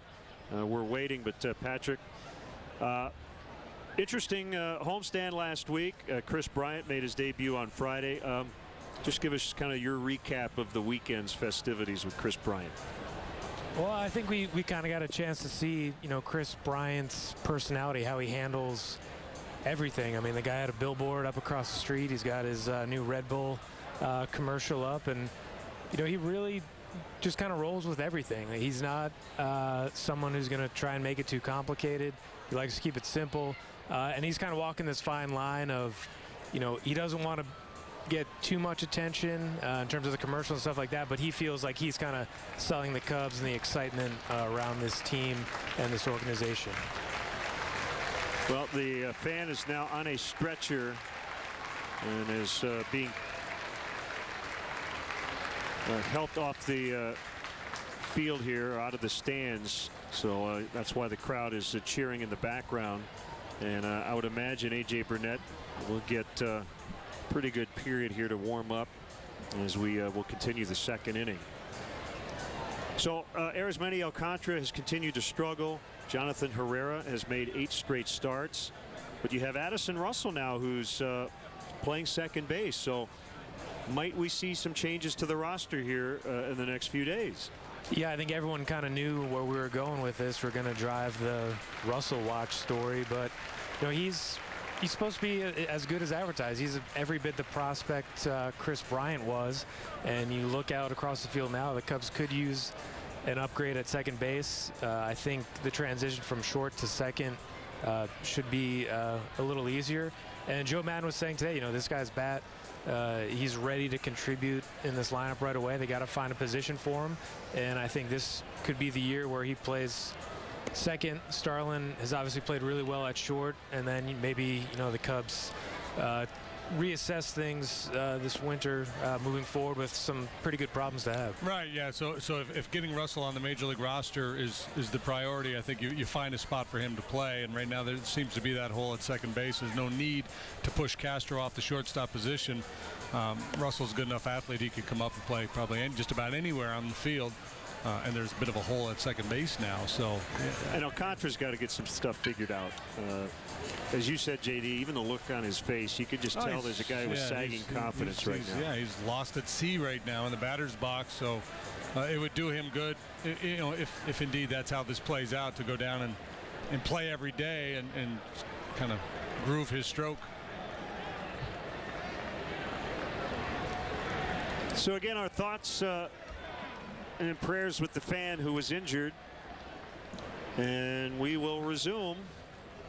2 strikes on Castro, and there's a base hit into center.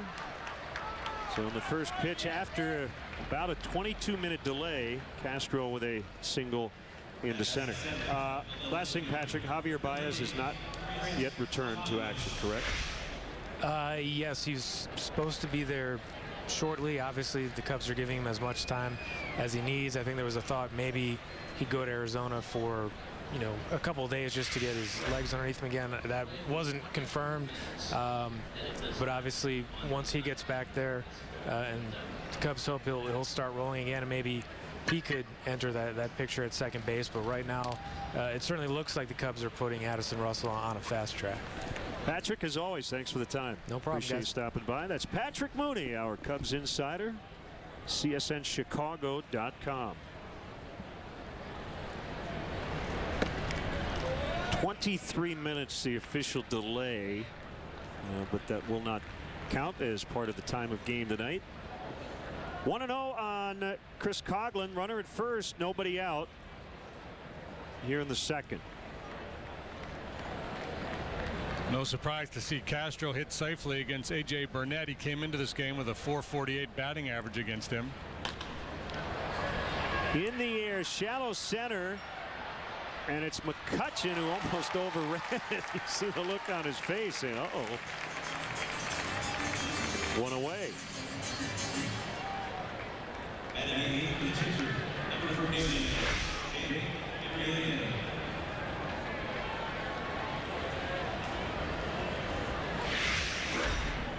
I almost overran that ball. He could read his lips.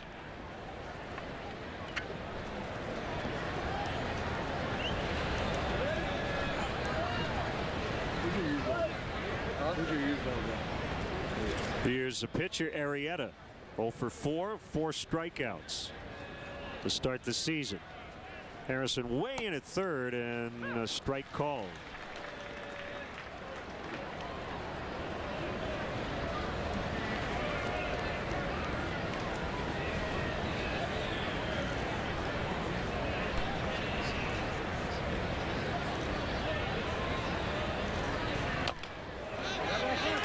Where's the ball? Rayburn didn't see it. He stepped on it. And I'm not sure what the call is, but Joe West has I think Joe's calling him made out. the call. Yeah. Yep. So Castro's going to be sent back to first, and Joe Madden wants an explanation. Cervelli could not find the ball, and because we're sitting on the moon up here in our booth, I had no idea where it was.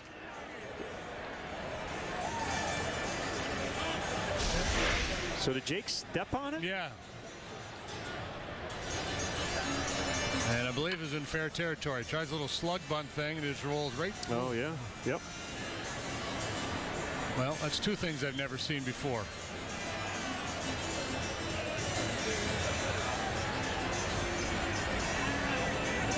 Well, Jake's fortunate he didn't injure Roll on himself. ankle, yeah. Yep.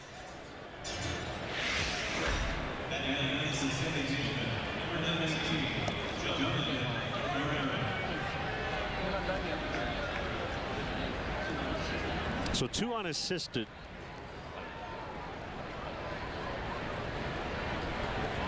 Batter interference. So don't step on the ball. Once you bunt it straight down is the lesson. Here's Jonathan Herrera. Castro still at first. And now 2 outs.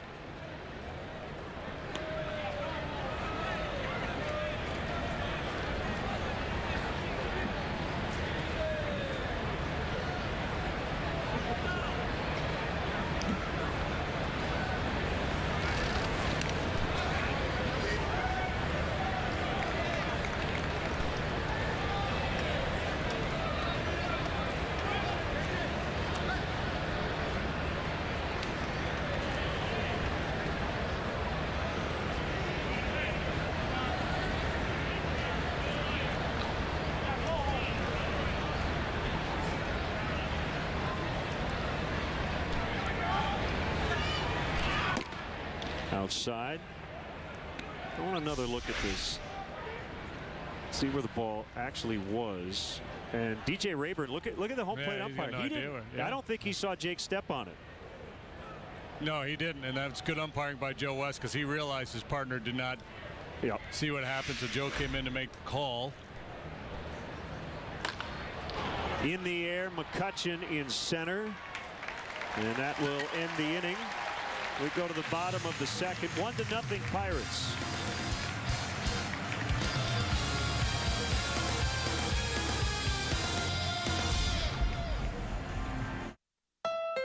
The first hybrid in America, a Honda. The first to meet the Clean Air Act standards, a Honda. And now we're the first to do something else, the Honda Dream Garage sales event. Kids, right now you can get an amazing deal on a Honda Accord, named a 2015 IIHS Top Safety Pick. The Honda Dream Garage sales event. Get a dream deal on an Accord with standard rearview camera. Now at your Honda dealer. Now at Chili's, new top shelf tacos. Chili's, fresh. It's happening now. Hi, everybody. It's Pat Hughes from Binny's Beverage Depot. What an amazing starting lineup. I'm looking out at over 6,000 wines, plus the all-star team at Binny's are the most knowledgeable and friendly in the business. If you can't find it at Binny's, it's probably not worth drinking. With the dog as a partner, I've got to be up on my voice commands. That's why Xfinity's new voice remote is perfect for me. Find cop shows. I just say it and I see it. Finding my shows has never been easier. Watch Top Chef.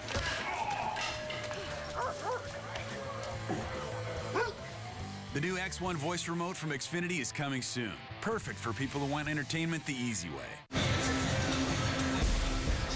Thursday, the Bulls head into Milwaukee for Game 3 of their first-round NBA playoff series with the Bucks. Coverage starts at 6:30 on Comcast Sportsnet.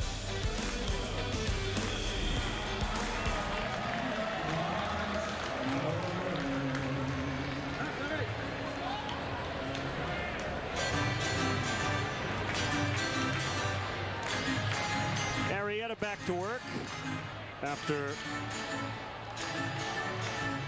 a first inning in which he probably could have given up a lot more than he did.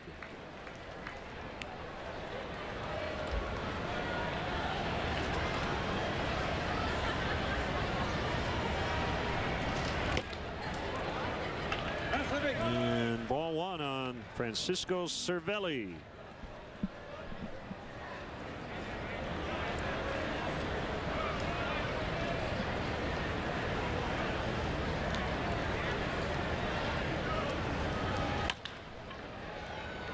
Castro at short.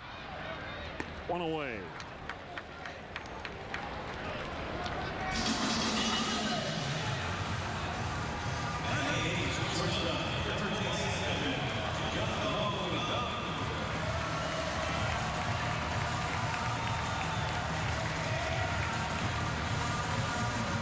Jung-Ho Gung. Second start at short. Jordy Mercer hit by a pitch in the ribs yesterday. And a cut and a miss. Yeah, a lot of debate around here as to whether Gung should stay in the big leagues. He really struggled in spring training. He hit 40 home runs in Korea last year.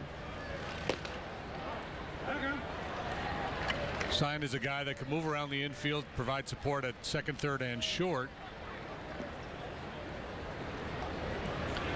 Just not sure how that bat will translate into the major leagues.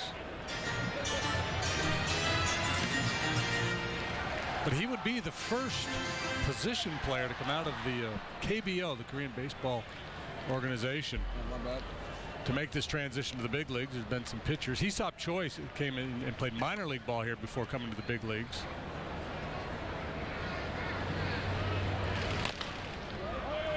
Late swing as he fouled.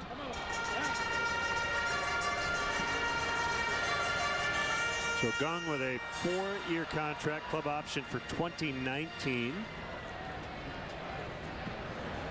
$11 million total plus the $5 million posting fee. Shortstop by trade, and he strikes out swinging. Number 1 for Arrieta.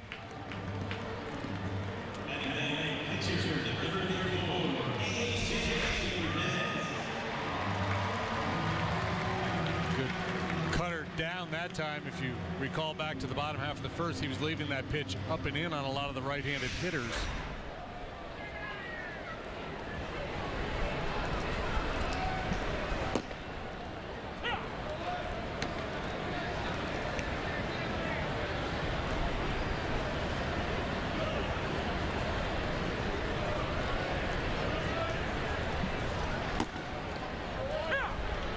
Painted.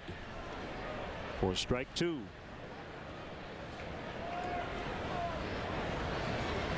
Not much of a hitter, but you see he's connected 3 times.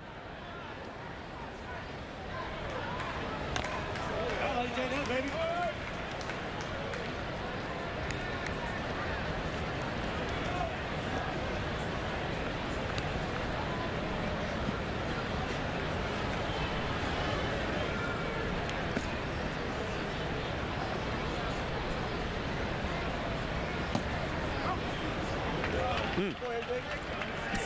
Montero going, okay then. Montero cradle this one right on the corner at the bottom of the knees.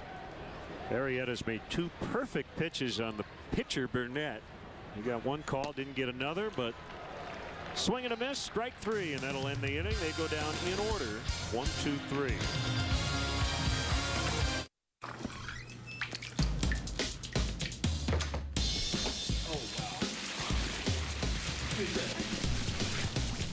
Some things are not what they appear to be. Other things are exactly what they appear to be. The Lexus IS, as aggressive as it looks. Lease the all-wheel drive 2015 IS 250 for $349 a month for 36 months. See your Lexus dealer. This copyrighted telecast is presented by authority of the Chicago Cubs and may not be reproduced, or descriptions of this game may not be disseminated without the express written consent of the Chicago Cubs.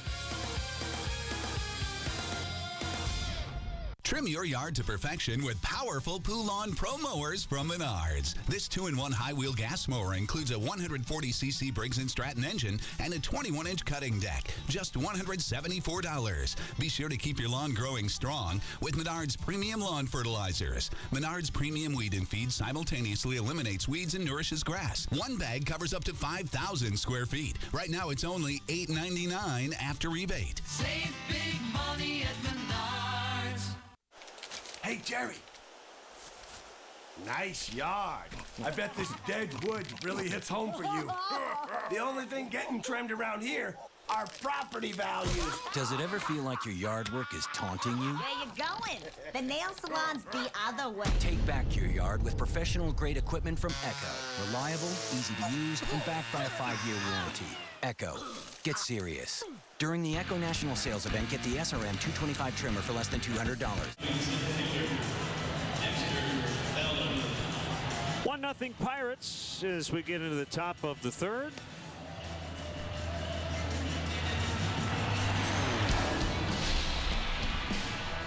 Time for our Xfinity high-speed action. John Lester deciding to be resourceful, and same goes for Anthony Rizzo.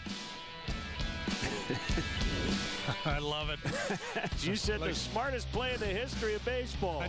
I don't know that Anthony needed to drop his glove to be ready to catch Lester's glove, but he felt that way, and just a great heads-up play. Again, that's one you don't practice. You don't do that in spring training. You never practiced that? Well, PFP boys, we're going to work on the. I mean, you know, when Terry Mulholland did it years ago, it became okay. Everybody was aware of it. All right, if this happens to me, I know what to do. 2-0 on Fowler. Grounded out to start the game.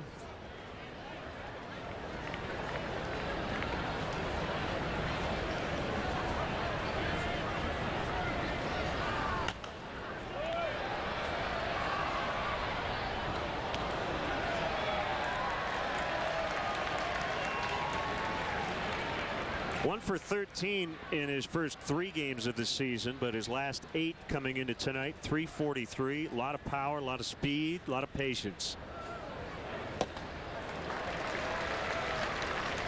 A.J. Burnett still has that good curveball. 2-2. That pitch he has relied heavily upon over all these years, especially with the velocity going down as he's aged.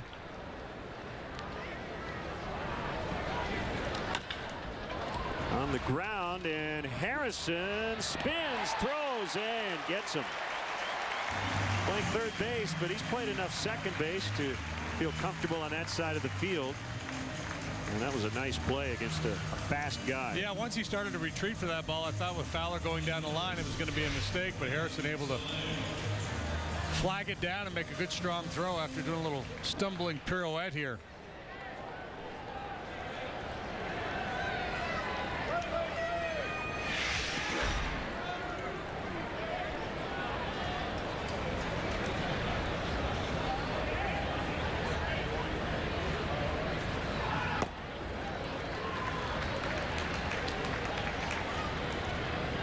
One strike on Soler. Ground ball, base hit into right. His first time up.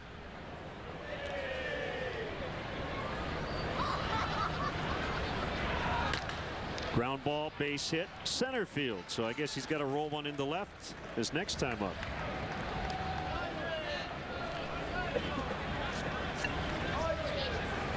It only seemed fair. That'd be the single cycle. No, the single cycle would be left, center, right, infield. Infield. That's just strength there. Ball's up and in a little bit. Muscled up the middle. He may have designs on stealing a bag here.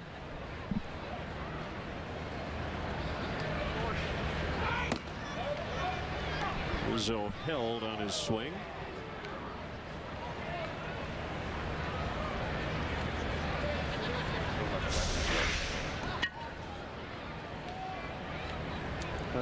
Got a tweet from Drew. Why do they call the Pirates the Bucks? Short for Buccaneers. I guess we do take for granted every once in a while that people know what we're talking about when we say the Bucks, the Buccos.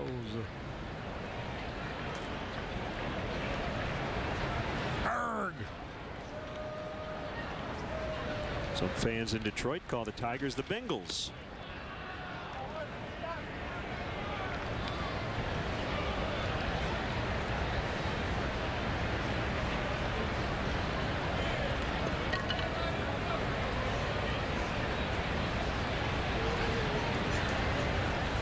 There goes Soler. Rizzo knocks that one into left center. Soler will continue on his way to third. Gary Jones puts up the stop sign.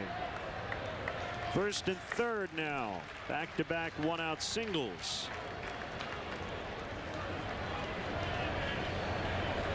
Joe Madden has not been shy about starting base runners, and it's paid off.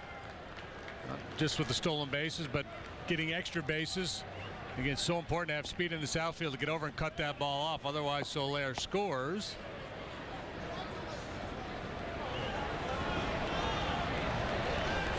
RBI chance here for Chris Bryant.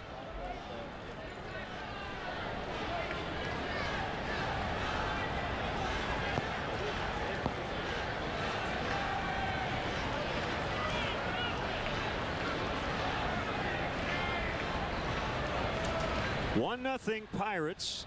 The Cubs threatening. I should say 1-0 swashbucklers. But the offspring trying to change that. The offspring? The Cubs. Trying to create new nicknames. We've been stuck on Buccos for the last, whatever, 100 and some years. Or the Cubbies. Bounce to third. They'll try to go around the horn, and they do. And that gets Burnett out of the inning. Still 1-0 Pittsburgh. The Fantasy Sports Hall of Fame presents former accountant Derek Bradley. DraftKings One Day Fantasy Baseball took him from a guy with holes in his underpants to a guy with bikini models in them. How do they do it? DraftKings.com. They have one-day games, so you're not locked in. It's like a new season every time you play. And best of all, you could win a shipload of money.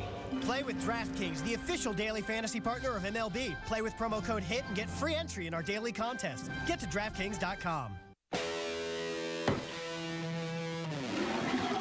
Have a Cuervo. Have a sensitive side. Just don't have any regrets. Cuervo, have a story. I am totally blind. and sometimes I struggle to sleep at night and stay awake during the day. This is called non-24. Learn more by calling 844-824-2424 or visit your24info.com. The E-Class has 11 intelligent driver assist systems. It recognizes pedestrians and alerts you. Warns you about incoming cross-traffic. Cameras and radar detect dangers you don't. And it can even stop by itself. So in this crash test, one thing's missing. A crash. The 2015 E-Class. See your authorized dealer for exceptional offers through Mercedes-Benz Financial Services. Tomorrow, our hometown Hawks hit the ice in a huge Game 4 war with Nashville. So bunker down and get ready to rumble with Chevy Blackhawks pregame live. Blackhawks Predators. Game 4 coverage starts at 8 on CSN. Hey, Cub fans, let's go. The Cubs return to action at Wrigley Field next Monday. The Pirates are in town for 3, and then we'll get our first look at the Milwaukee Brewers. Tickets are still available for all those ball games. Get your tickets at Cubs.com.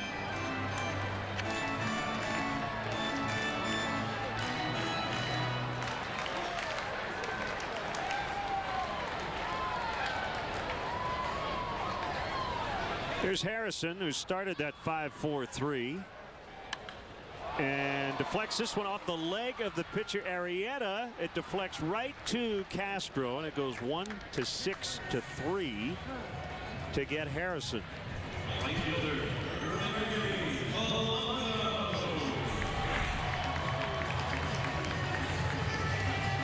Harrison's hit the ball sharply twice tonight. Nothing to show for it. So he made it out before I had a chance to note that while he started a 5-4-3 double play tonight, remember he started a 5-4-3 triple play against the Cubs last year here on September the 14th.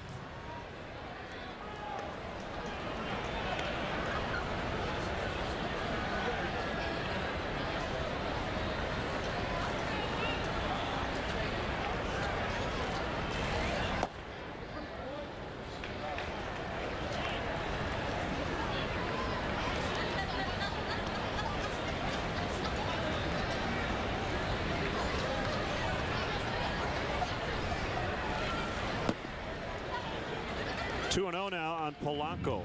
Single steal and the only run of this game in the first inning.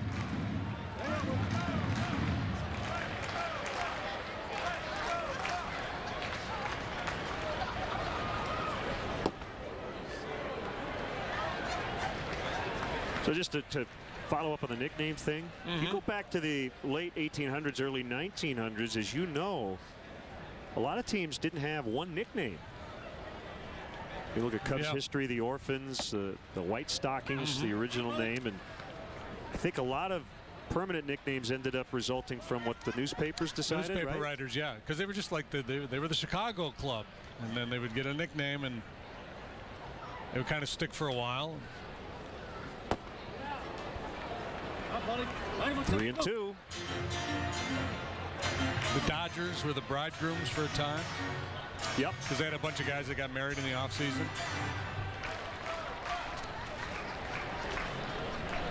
Mentalfloss.com, which is a great website. Swing and a miss, strike 3. And all kinds of fun articles. They published one in, I don't remember when, I don't have the date here. It has the origin of all the baseball nicknames, which is very cool. And I will read the Pirates one, and we've referred to this before.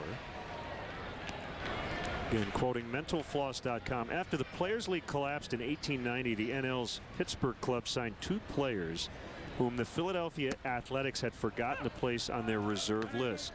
A Philadelphia sports writer claimed that Pittsburgh pirated away one of those players, and the Pirates nickname was born.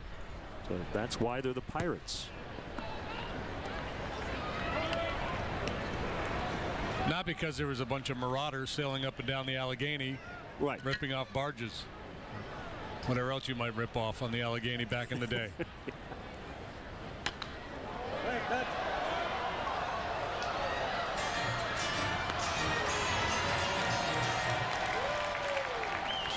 Cubs franchise, I said White Stockings, Colts. Cap Anson's Colts back in the late 1880s and in the 1890s. Then the Orphans. And then the young roster in the early 20th century became known as the Cubs. So why do you think the Orphans? What was the origin of that? There had to be a reason, right? Well, it says in the Mental Floss article, when Cap Anson left the team in 1897, Colts became the Orphans. So maybe it was... They were orphaned by Cap left? Cap Anson.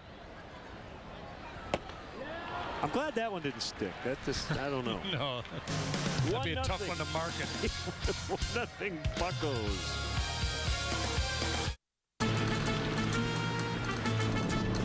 The Nissan Rogue. With blind spot warning, a round view monitor, and intuitive all-wheel drive. Choose Rogue just $219 per month or get 0% APR for up to 60 months. Innovation that excites. Rogue, from the most fuel-efficient lineup in America. Shop ChooseNissan.com. This is a different kind of airline. One that invented low fares so everyone could fly. One that decides where to go next by putting your needs first. And knows people are its most powerful fuel. Some say we do things differently. We say, why would we do things any other way? Without a heart, it's just a machine.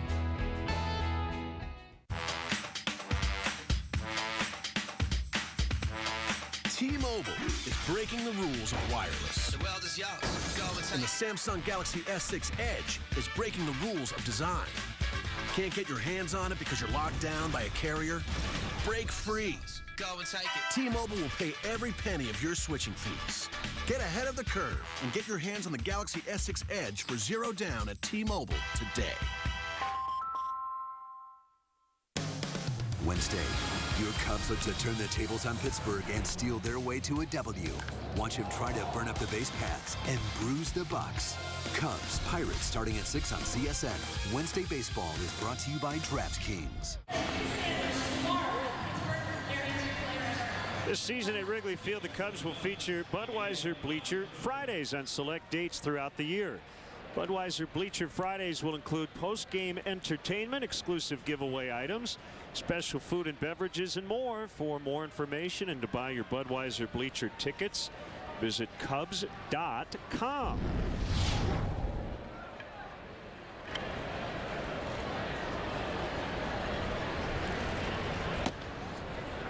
Strike called on Miguel Montero. 2-homer game on Saturday, his first 2-hit game of the season.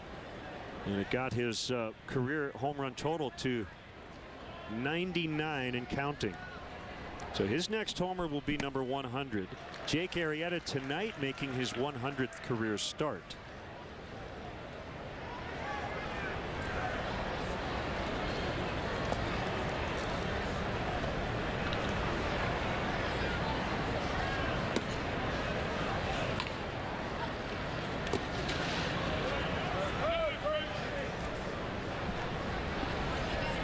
Cubs Charities today announced the launch of the 2015 Cubs Charities Diamond Project. Got an informal informational session coming up, probably fairly informal too, on May 6th at Wrigley Field. So interested nonprofit neighborhood-based organizations can email diamondproject@cubs.com to attend. And go to Cubs.com/Diamond Project for more information.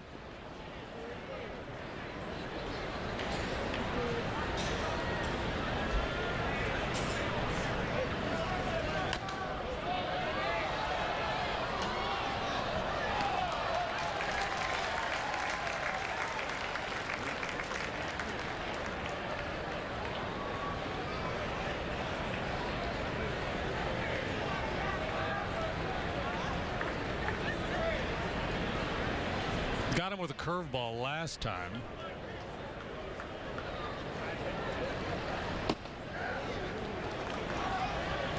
Another curve that kind of backed up Ended up trailing away from the left-handed batter.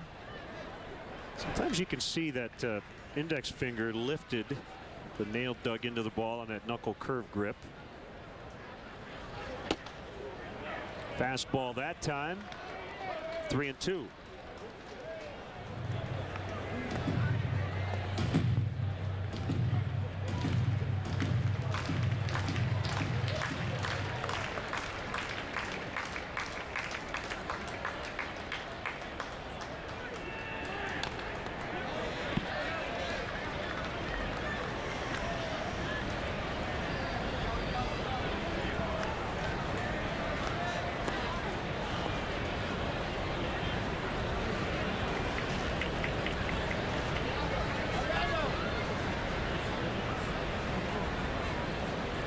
Another 3-2, and the curve is outside. Ball 4. That is a leadoff walk.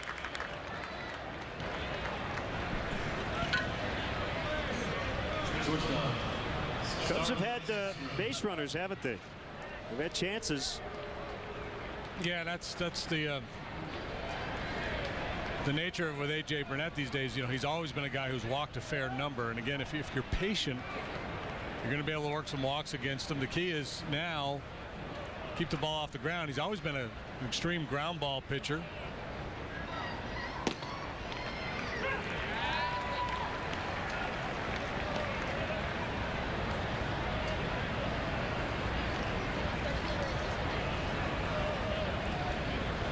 Burnett from Little Rock, Arkansas, to a near Travis Wood's hometown of Bryant.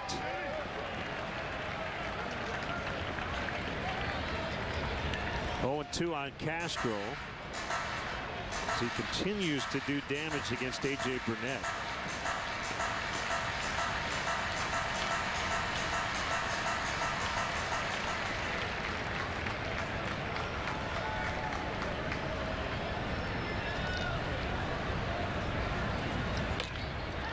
Toward the hole, going to be a tough play for Gong, and everybody's safe as he throws it into right. Montero on his way to third. So it'll be a single for Castro and an error on the shortstop Gong to allow Montero to advance an extra base.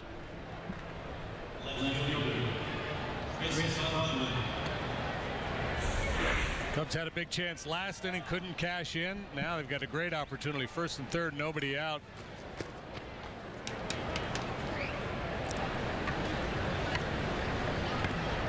Probably should have just put that one in his back pocket. That's 2 for 2 for Castro. Both hits coming on an 0-2 pitch.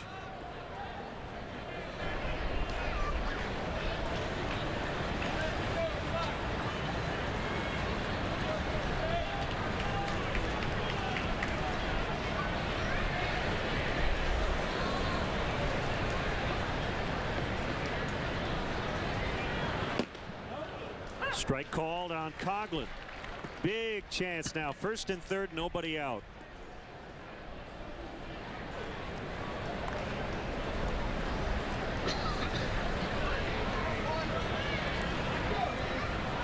Cubs coming off a 3-3 homestand in their first series loss of the year, dropping 2 of 3 to the Padres. Shallow left. Montero's probably going to have to hold here as Marte makes the catch, and he does stay at third. That is a huge out for Burnett because you got Arrieta coming up, the pitcher.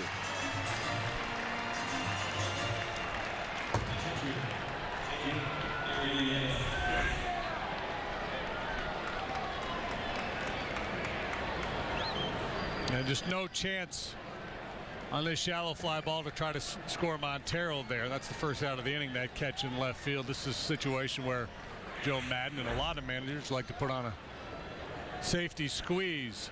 First and third, one out.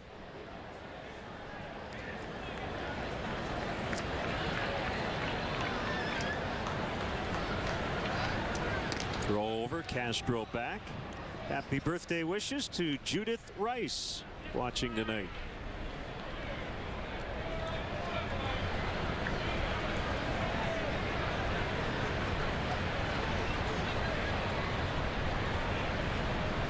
Burnett's pitch, ground ball, Gung to Walker to Alvarez, and the pitcher's best friend has been Burnett's companion here these last 2 innings. The double play ball.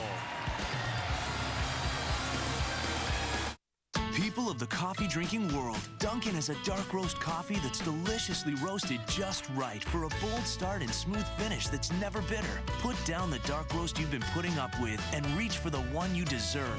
America runs on Dunkin'. When a moment spontaneously turns romantic, why pause to take a pill? And why stop what you're doing to find a bathroom? With Cialis for daily use, you don't have to plan around either. It's the only daily tablet approved to treat erectile dysfunction, so you can be ready anytime the moment is right.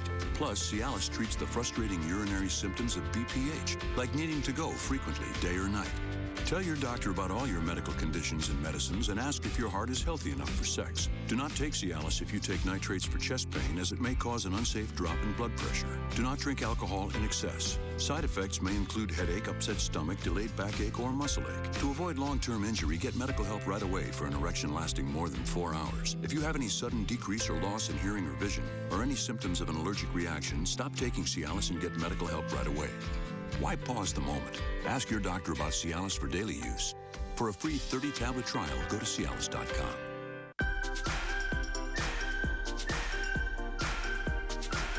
We all scream for ice cream flavored iced coffees from Dunkin' Donuts. Try the delicious new Rocky Road, butter pecan, and cookie dough flavors today. America runs on Dunkin'. Well, A.J. Burnett has dialed up a couple of double play balls at big spots. 5-4-3 to end the third. Runners at the corners. And then did it again in the fourth inning. Well, that last one was interesting because we talked about the possibility of a safety squeeze there, and the thinking is if you don't, if the runner on third doesn't read it or there's not a bunt where he can score, you at least move that back runner into scoring position if you get the bunt down and you stay out of the double play. But Joe decided to roll the dice there, let Arrieta swing, and it was positive in one end in that he hit the ball sharply, but it turns into a double play, and that's kind of the theme here.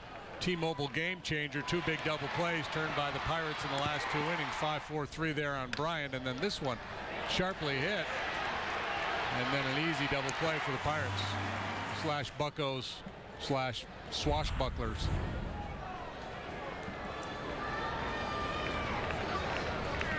Neil Walker to lead it off. Hey, well, that baby.